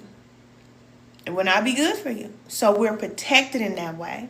So you might feel like, dang, why don't I care? Like I was telling you earlier, how I don't really be like crying for people when they die. I mean, I don't want to be like harsh or nothing like that, but I just don't. I feel like they got out. Y'all got out. They free. That's how I feel, you know? But another person be like, oh, I want you to stay here. I'm looking at them like, why would you want them to stay here? Oh, you don't know that we dying. Oh, okay. You still think we were supposed to come here and stay forever? Oh, I see. Because we're all at different levels of awareness. You said you don't either? I just don't, you know? It's going to happen. It's going to happen. And it's okay when it does. It's okay when it does, you know? But nobody before their time, you know? Nobody before their time. Everything happens exactly as it should. And it's okay. It's okay, you know? So, okay, cousin, I went over my time. I always do that, don't I? I don't feel like that about physical death. No. It happens, you know. It's just a necessary part of life. And I believe if we thought more about the end, then we would live our life differently. But most people, like how I was raised, it's just like, we don't talk about that. We don't want to talk about that. We don't ever want to think about the fact that we're going to leave here, when it is 1,000% going to happen. But what did you do while you were here? Did you do what you came here to do because you came here to do something? Did you get the work done? Or did you come down here? Because I always tell y'all this is a business trip, right? You came down here, supposed to be handling that business. You done got married. You done got lap-tied to Teddy Wayne or Tamika. And you done had 50 kids. And now your life is about your kids, your sunshine, and all your baby girl. And mama them and all that. But that ain't what you came here for. So this live is letting you know that everything else don't matter. It doesn't matter. The people you can help them. The people that Spirit is guiding you to stop helping, it will be wise for you to stop doing that. It will be wise. I can't tell you what to do. But let them go. Let them go. And they'll learn. They will learn and they will grow. And sometimes they come back and sometimes they don't. You say, yes, Lord, it's the truth. It's the truth. You said, thanks for sharing.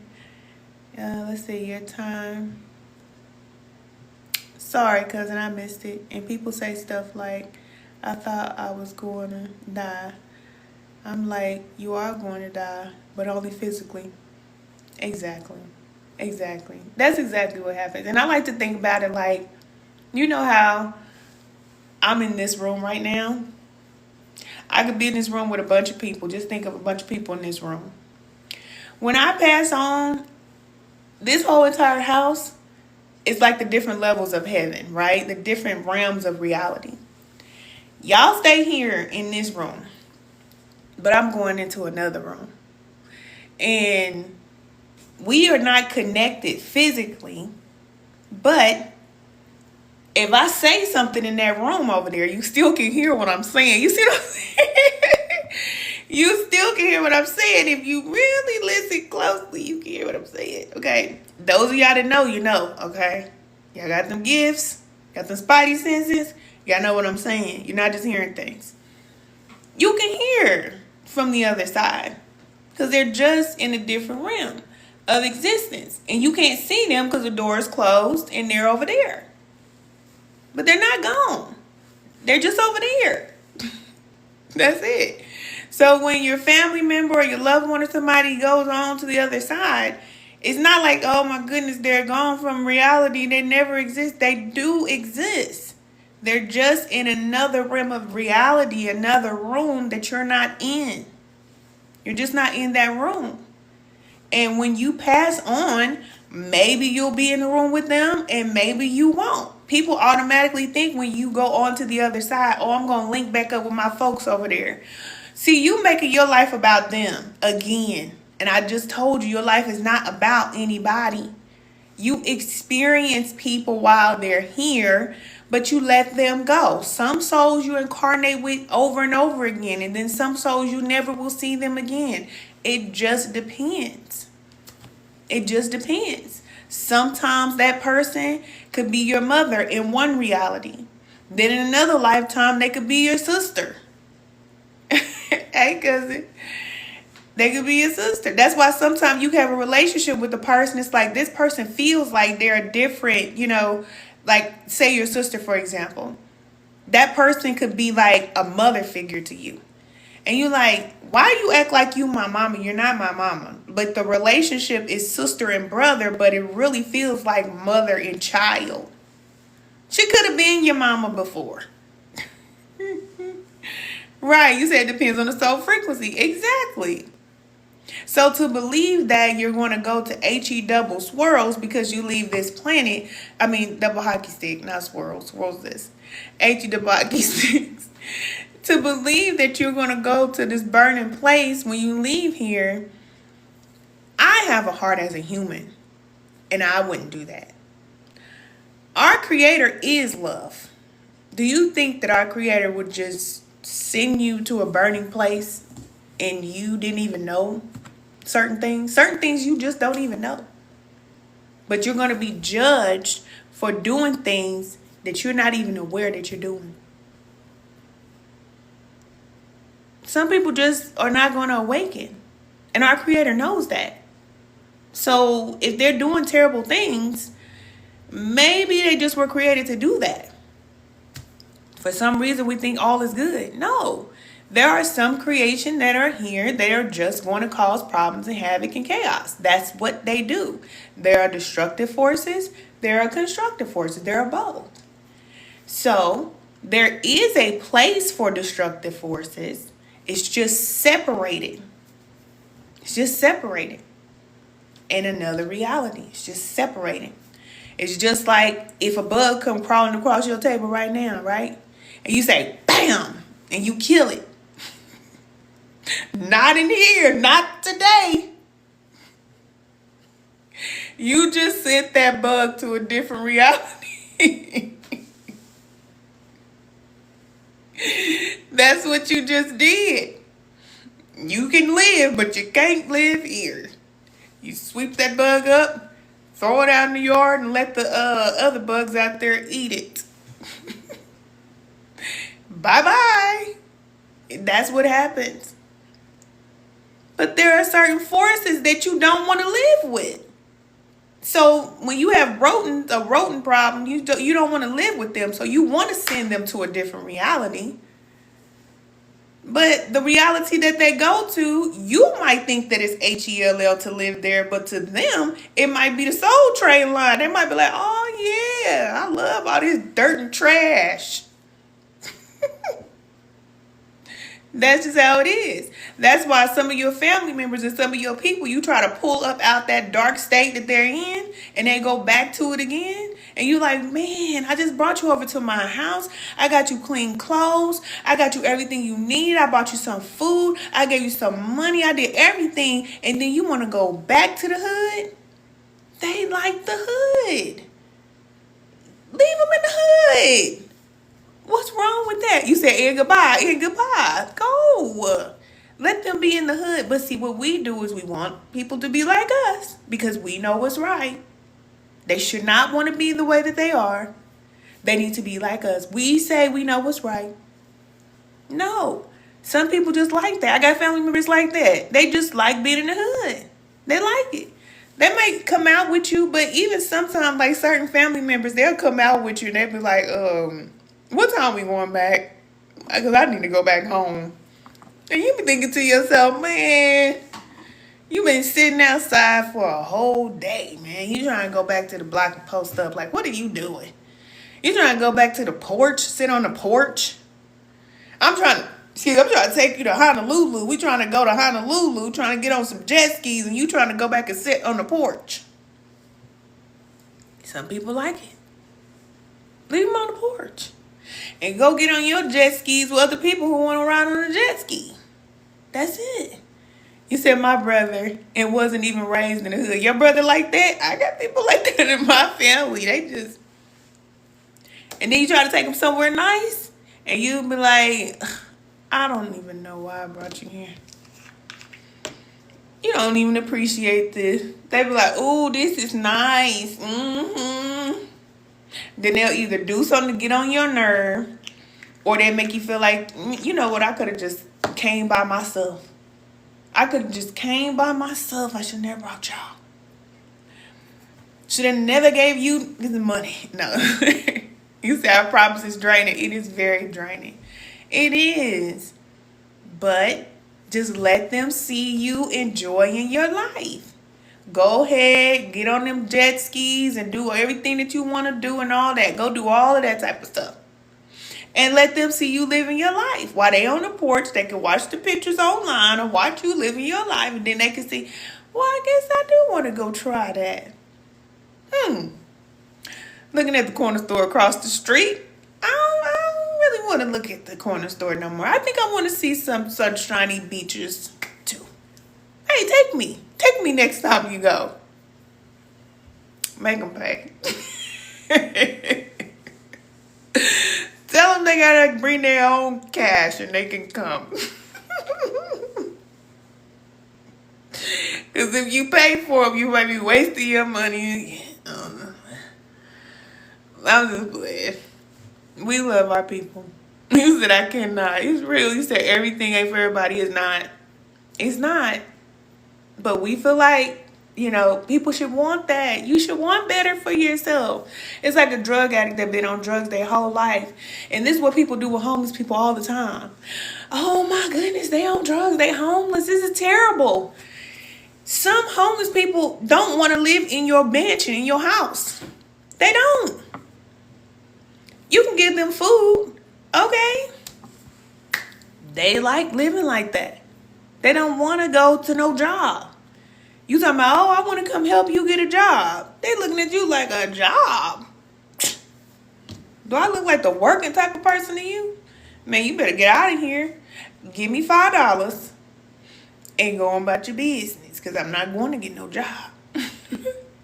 So he was like, if he would just get a job, he wouldn't be in this position. If she would just go do that, then they wouldn't be in that position. Well, that's a clear indication that that's the position that they want to be in. Because I'm pretty sure they know that.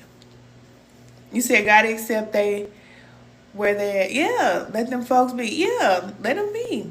You said what we see as better is not what others see as better. It's the truth. Because we're at different levels of awareness. There was a time when I lived in the projects and didn't have no problem with it. None. prostitutes outside, gang banging going on. We used to have to use our ID to get in the building. They used to card us, flash the flashlight on our card to get through the gate so we can get into our apartment like it was the club. They want to see who coming in, who coming out. That was normal. I'm sitting up here like, what's the problem? Ain't no problem. I just went to the gas station, just got me a pack of shorts, and I'm come back up here and drink my Pepsi and smoke my cigarettes. I just gotta be real with you so you won't be thinking that you're looking at a perfect person, because I didn't come out the box like this. It took years of detoxing work. That's why I told you it takes years for spirit to get us right.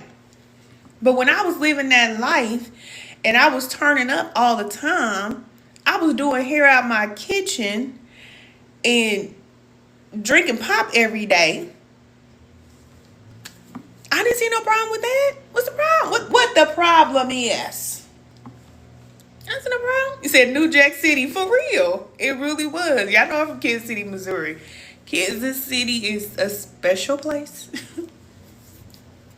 It's a special place to live. And it's a crazy relationship that I have with Kansas City because I still love it so much. Like, I get emotional thinking about Kansas City. That's why I can say this. Because I understand. I understand how a person could be in that lifestyle and that's all they know and that's where they stay. I understand. I get it. You said what's happening? For real. I understand.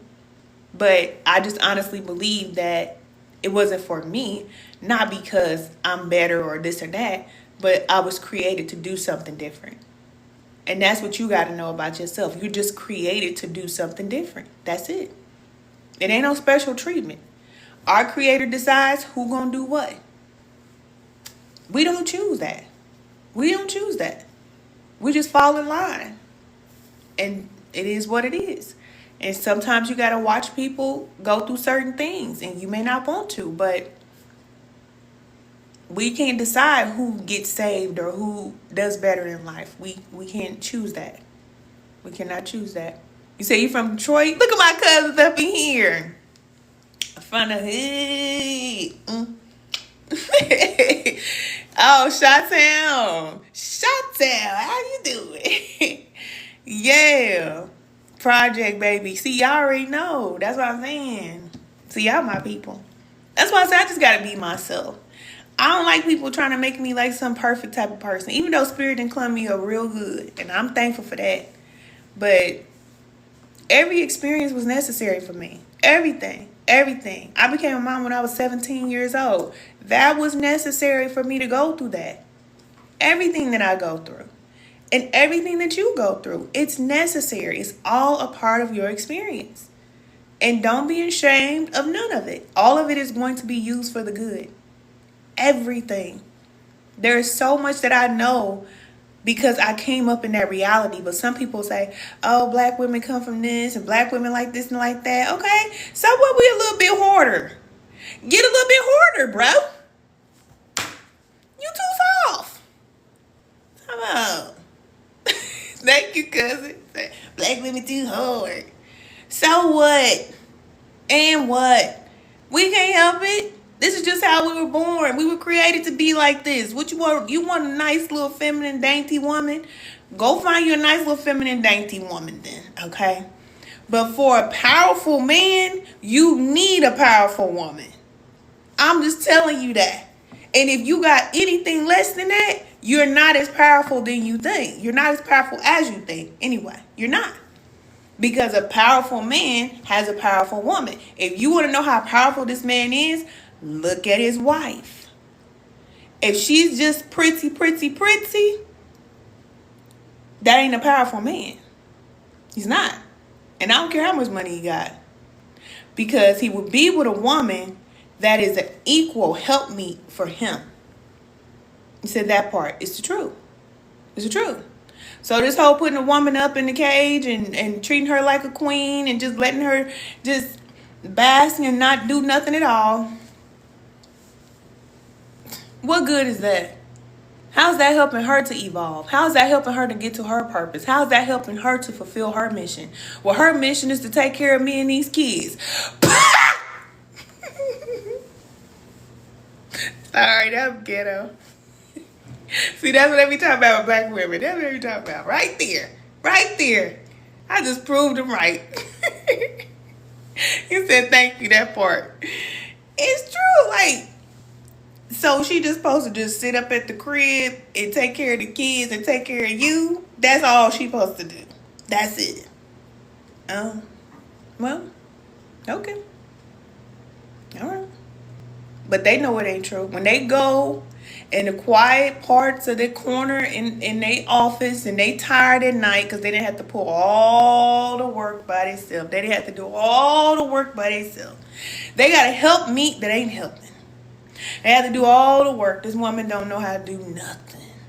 The Proverbs 31 woman, she was up working. She got up early in the morning. She was down there doing all kind of business. This is a businesswoman, and she took care of the children, and she made the clothes, and she took care of the men. That's why we can do so much. So if you telling me this woman don't gotta do nothing, and you just gonna pull all the weight, that just lets me know that you settle in life. You do. You don't feel like you deserve. But I'm telling you, if it's a man out here, you got to be listening. You listening. You deserve a woman to help you. And the things that you need from her, she's supposed to give it to you. Especially if you're investing in her. Who wants to invest in a person and not get a return? You don't want no return? Other than to look at something that looks cute? Okay. Okay, you said we can do it all. We can do it all. We supposed to. That's why I understand women is crying about having children. Like, I get new moms, okay? I get it. But I had my first at 17. I didn't have no time to cry. You see what I'm saying? I just didn't. But a lot of women nowadays are weak. These young girls, they're weak. They're weak. And they let them tell them things like, oh, you got postpartum depression. That's why you like that. Ain't no postpartum nothing. You don't. Every woman out there, any young girl, you don't have none of that. You don't have none of it. All you have is a baby. You got a baby. And now your life then went from it being all about you and what you want to do to now it's about this child. And you going to have to be a woman instead of being a girl. That ain't postpartum depression. That's just you going through a transition. Take your time. Stop thinking about your life for a little bit because it ain't about you. Everything you do is going to have to be about that baby. Everywhere you go, you're going to have to take that baby with you if you don't got no support. When I was young, I didn't have nobody to come pull up, take my baby for a week and all that. I ain't had none of that. It was me and my child. My mama was there, but my mama was the type, you take care of your child. That's your baby. So I had to take care of mine. And I was in high school. So I don't have no patience for no woman crying about being a mama. I've been a mama since I was a teenager. And you talking about, oh, these kids getting on my nerve. Well, guess what? Your children getting on your nerve. You need to be a better parent. Because my children ain't about to work my nerve. We got to live together. And y'all not going to get on my nerve. When I say be quiet, be quiet. That's how you get them right. You don't sit up there and hold them while they babies and baby them and spoil them and all of that. And then say, oh, y'all just crazy, out of control because you didn't spoil the child. Stop spoiling the child. Sit the child down. Teach the child the things that the child needs to learn. They need to crawl. They need to hold their Bible. Or I said Bible. Maybe they need to hold the Bible. But they need to hold their bottle. They need to drink out of their sippy cup, do all that. Teach them. And teach them how to hold the Bible too. If you a Christian, teach them. Whatever you got to teach them. But let them go. You know? I ain't spoiled my kids. I can't stand spoiled kids. And I love children. I love children so much. I mean all children. I just love them. I think they're so cute and funny and all that. Especially the little ones. But them spoiled ones, keep them at your house. Keep them over at your house. Don't bring them over here. No. I don't want to deal with all that hollering and that crying. No.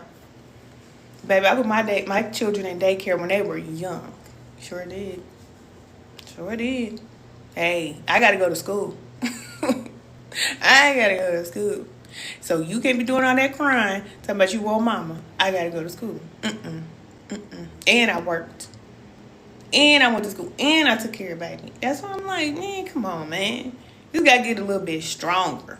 You know, mentally, women got to be stronger. We really do. We really do. It's very important. You see all that hooting and hollering. I know my cousin country. My cousin said all that hooting and hollering. That's what grandma used to say. Hush up all that hooting and hollering. I don't want to hear it. I do not. You said in darkness, following a small beacon of light is a journey of cycles and lessons leading you out. That's true. That's real. You said no patience at all. I said be quiet in here. Right. I said be quiet in here.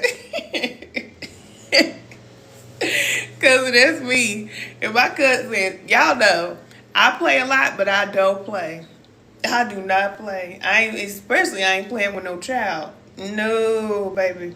You better be quiet.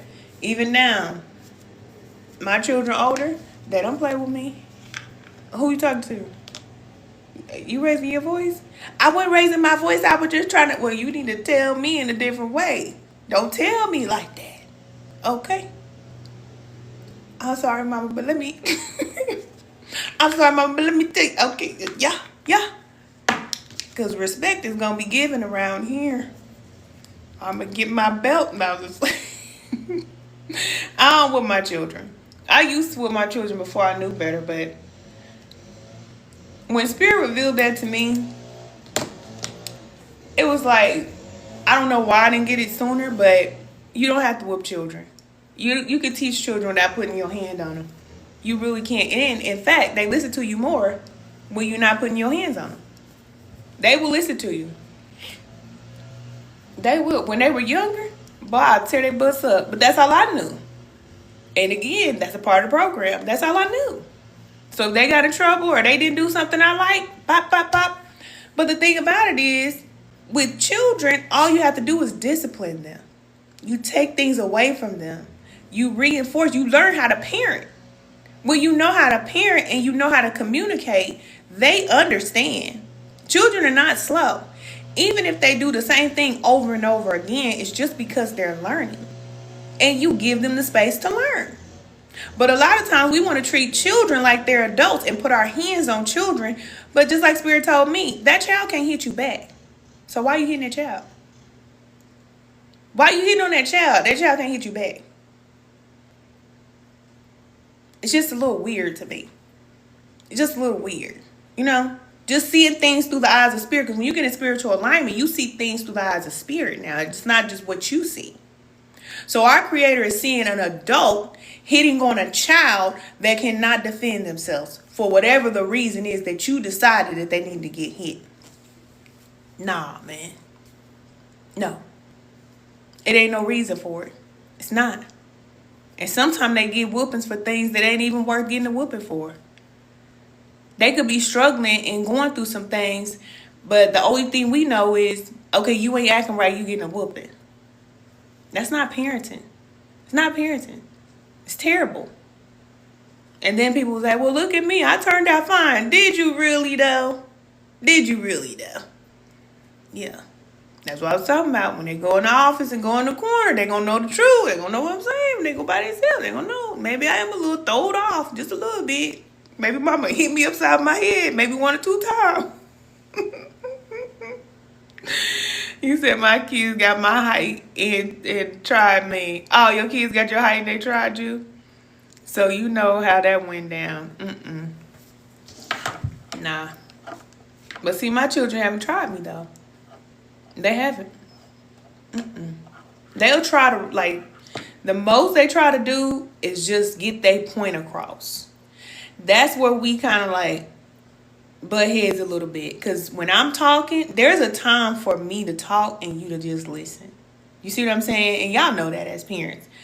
or, as adults. Children should not always have something to say. But with my children, I give them the freedom to speak how they feel. I don't just tell them, oh, this is what I say, you need to listen to what I say. I don't say that all the time because I honestly want to hear what they have to say. Because a lot of times they'll tell you, I'm going through things. Like my son can express himself and tell me, Mama, the reason why I didn't do well on my test is because I'm going through certain things. I feel like this. I'm going through a hard time. He will tell me that. So then I'll understand, okay, this is why this is going on with him. Now, if this is a repeated thing, no, you just playing games and you're not getting ready to play me. But if this is actually what's going on, then I can understand because we communicate. But then there's a time when I'm talking and they just need to be quiet. And blah, blah, blah, blah. Blah, blah, blah, blah. I don't want to hear what you got to say. Be quiet. I'm talking. And I know it burned him up because he used to burn me up when I was a teenager. I'd be sitting up there like, you know how it is. He's just sitting up there like, they don't be saying nothing. They just be sitting up there, ears just be burning up. Yes, take it all in. I'm still talking. That's the worst thing you can do to a kid, to me. I feel like the worst thing you can do to a child, just sit there and they gotta hear everything you say. You just keep going on and on and on and on and on, and you just don't stop. And make them stand up and listen. Don't let them sit down and get comfortable. Stand here and listen. And just keep going on and on and on. For real. You said, yes, a time for everything under the sun. It's true. She says she homeschools, but she's not consistent. Kids and adults conversation irks me. Yeah, it irks me too. Some people like that too. Somebody, he's so cute. Did you hear what he said? I don't want to hear what he said. He need to get out of here because we talking. Because we're grown. Tell your child to go sit down and be quiet. That's it. But most kids know that already. If you teach them right, they already know. They know when you got company or when you talking, when you got something going on, they're going to sit down and be quiet. If they don't know that, you ain't train them right. Because last time I checked, you're supposed to train them. So when you get on the phone and they jumping up and down and you don't say nothing, then they feel like, oh, okay, I can jump up and down while mama's on the phone. I can talk to mama while mama's on the phone. My children know from when they were younger, if you see me on this phone, don't talk to me until I get off. And if they try to talk to me, it better be an emergency. And if it's an emergency, they still better wait till I get off the phone. Because I'm talking to somebody. 2 adults are talking. You need to go sit down. And they might be, baby, ear hustling. They be ear hustling. Ears be burning up. They can hear everything. You better act like you don't hear nothing. Because you don't even talk about what you just heard to me. Because this ain't your business. You can be quiet. You said, hold on, wait a minute. You said, I tell her that. And she blames it on their dad. But they're settling with him. Yeah. Somebody, they daddy let them do that. That's why they like that. It's still the mother's responsibility to train a child. Period. Period. Period. The reason why we are the way we are is partially because of our mothers. And we got to heal and accept that. Some of them did not know any better. And we got to give them, that grace because they just didn't know any better. But at the end of the day, it's not acceptable behavior. So we got to reparent ourselves. That's why it's important for us to do this work on ourselves. Because I literally had to train myself. The things I do, the things I know, did nobody tell me this. No parent taught me this. I didn't say, oh, my daddy loved me so much, so this is why I turned out loving everybody. No. My daddy did not even raise me. Spirit taught me. My creator taught me. Who better to teach you than the creator? So when people tell you, oh, you need a good parent to teach you, you don't always need that. You don't. If you have it, great. But if you don't, you can still learn if you want to. But in our generation, I believe that we have so much information, so much wisdom, and so much as women that we could teach our children. Man, these children need to be set up right. They need to be set up right. They need to be much better than we are. It's just no excuse other than we don't have time. That's the biggest excuse. I don't have time. I got to work. And that's another reason why parents will just give their children whatever, because they don't have time. I got time. Today I got time, cuz. Oh, I got the time. What you say? Okay. I don't mind sitting down talking to my son. My son does not have a cell phone. He's 15 years old. He does not have a cell phone. Does he have a cell phone? Yes, but does he have it? No, he does not. And he can go months and months and months and months and months and months without it. The only time he really gets his phone is when he has like a game or a wrestling match and he's going to be gone like an hour away or something. Then I'll give him his phone. When he comes back in the house, put the phone down right here. They give him those laptops and all of that at school. You start getting on my nerve, acting a fool, okay? Put the laptop in my closet, okay? And when I say acting a fool, I'm talking about not doing your work, not doing your chores, and doing the things that you need to do. Baby, them boys. If you got boys, you already know how it is. You just got to stay on them. That's it. You just got to stay on them. And not in a harsh way. Because when you yell at boys, it just makes them worse.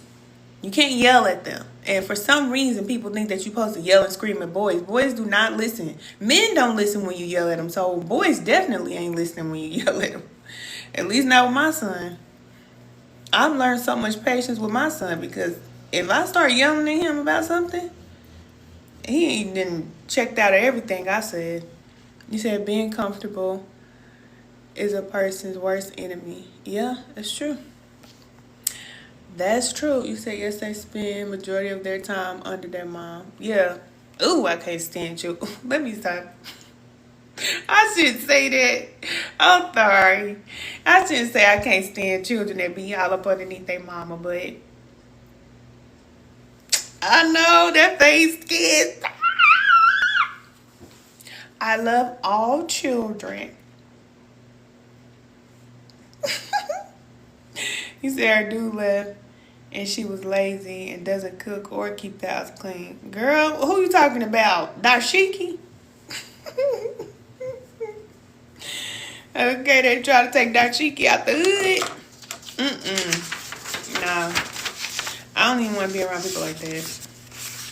I just don't. I just don't. Make my head hurt.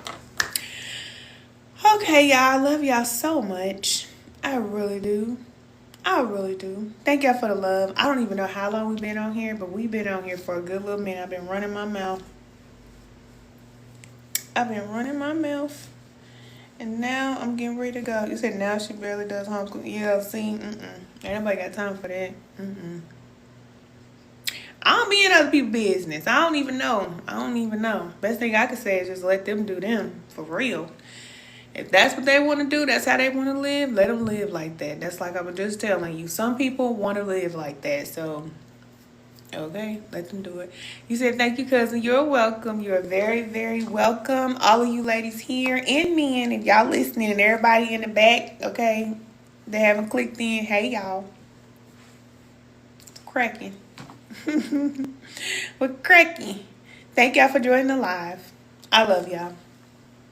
There's the heart. You have support here. All of you ladies that are on your spiritual growth journey, let's just keep moving forward. We ain't worried about these folks, okay? We ain't worried about these folks. We have things to do. You got something you came here to do. And it's my job and responsibility to help you get there. So join us in spiritual alignment class. It's a 4-week commitment to yourself. Y'all gonna keep hearing me say this. I'm gonna keep on saying it.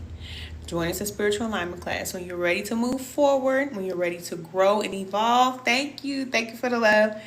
When you're ready to grow and evolve and do some of this work, join us in spiritual alignment class, because it is so much better when you have community, and you do have community here. You do. You don't have to do it by yourself. There's a time when you have to be by yourself, but then there's a time when you have community to support you, and you have that. You said keep pushing forward. Yes, that's all we got to do. That's all we got to do. And be patient with yourself. during the process, because if you push yourself, you're going to push yourself right on off the edge because you're trying to move too fast. Slow down. Slow your brain down. Slow your body down. Slow everything down. You can control that. Remember, I told you, you are the soul. So slowing the body down is what's going to help keep you in the game. All right? You don't want to be trying to move too fast and evolving and growing and doing all this too fast and you run out of steam. Take your time. Cousin, you in the group. Hey, Courtney. Hey, cousin. I love y'all. I really do. Thank y'all for joining the live. Thank y'all for all the likes and everything. Thank you, thank you, thank you. What else I was saying? Oh, the live replay. This is a long video. It may be on YouTube, but we'll see. I don't know. Maybe I'll do 2 parts. I don't know. But I'll rewatch it and see how long it is. If it's going to be on YouTube, it's going to be at the Lighthouse Women of Virtue. Y'all can catch all the live replays over there. And let's see what else we got going on. Oh, the Single Mothers Wellness Session. That happens every month. You can watch that. You can sign up or register for that December. The next one's in December. We already had the one this month. The next one's in December. There's a lot of resources, all right? Click my little smiling face, my picture up there at the top. And you'll see all the different resources, whatever you need. If you want to eat better, you want to lose weight, you want to, whatever, you have support here, okay? So where do you sign up for the class? Okay, so you just click my picture. It's going to be the first link. It's going to say Spiritual Alignment Class. If you sign up today, your first assignment will be Sunday, so just be prepared. But you'll have the whole week to do your assignments. And then when week 2 comes around, you'll have the whole week to complete those assignments. It's just to help you with being disciplined and consistent and mindful and to get you in alignment. A lot of times, we're out of alignment with our Creator or out of alignment spiritually with our soul because of our habits, what we're doing. So Spiritual Alignment Class is going to give you those habits so that you can make the changes. All you got to do is just plug in and do it. I can't do that part. I can just tell you what I had did, give you the workbook, help you to do it, give you the guidance, and then you got to do the work. But you have community. As soon as you sign up, you'll join our private community. You have 24-hour access to our private group community, so you always will have support no matter what you're going through. You're not alone. And I know it's tough. I know. I just told y'all on this spiritual path, it gets rough. It gets rough, but you're going to make it. You're going to make it. You were created to do it, so you're going to do it. But just take your time. Get with the right people, people who are like you, not people who are draining you, people who are like you, so that you can grow. You can have the environment that you need in order for you to grow. That's your responsibility, okay? All right, cousin, I love y'all so much. I should see y'all next week. I'm not sure. Y'all know how it goes. I will let y'all know. But normally I come on live once a week, all right? Okay, cousin, thank you. Thank you. Who is that? Okay. Look, I was trying to see what this said. Okay. So yes, where do you sign up? Okay. I think I answered that. You're welcome. All right. Okay, cousin, I love y'all so much. I will talk to y'all soon. Take care of yourself. All right? If you don't, we're going to have a problem. Next time I see you, we're going to have a problem. Y'all know I'm playing with my cousins. Okay? I don't want nobody bothering y'all, but I ain't playing with y'all either. So don't make me come. No, I'm just like, I'm just like, say, yeah, I don't even this with left. All right. I love you. I'll talk to you soon. I love you so much. Good. Bye. You're welcome. Bye.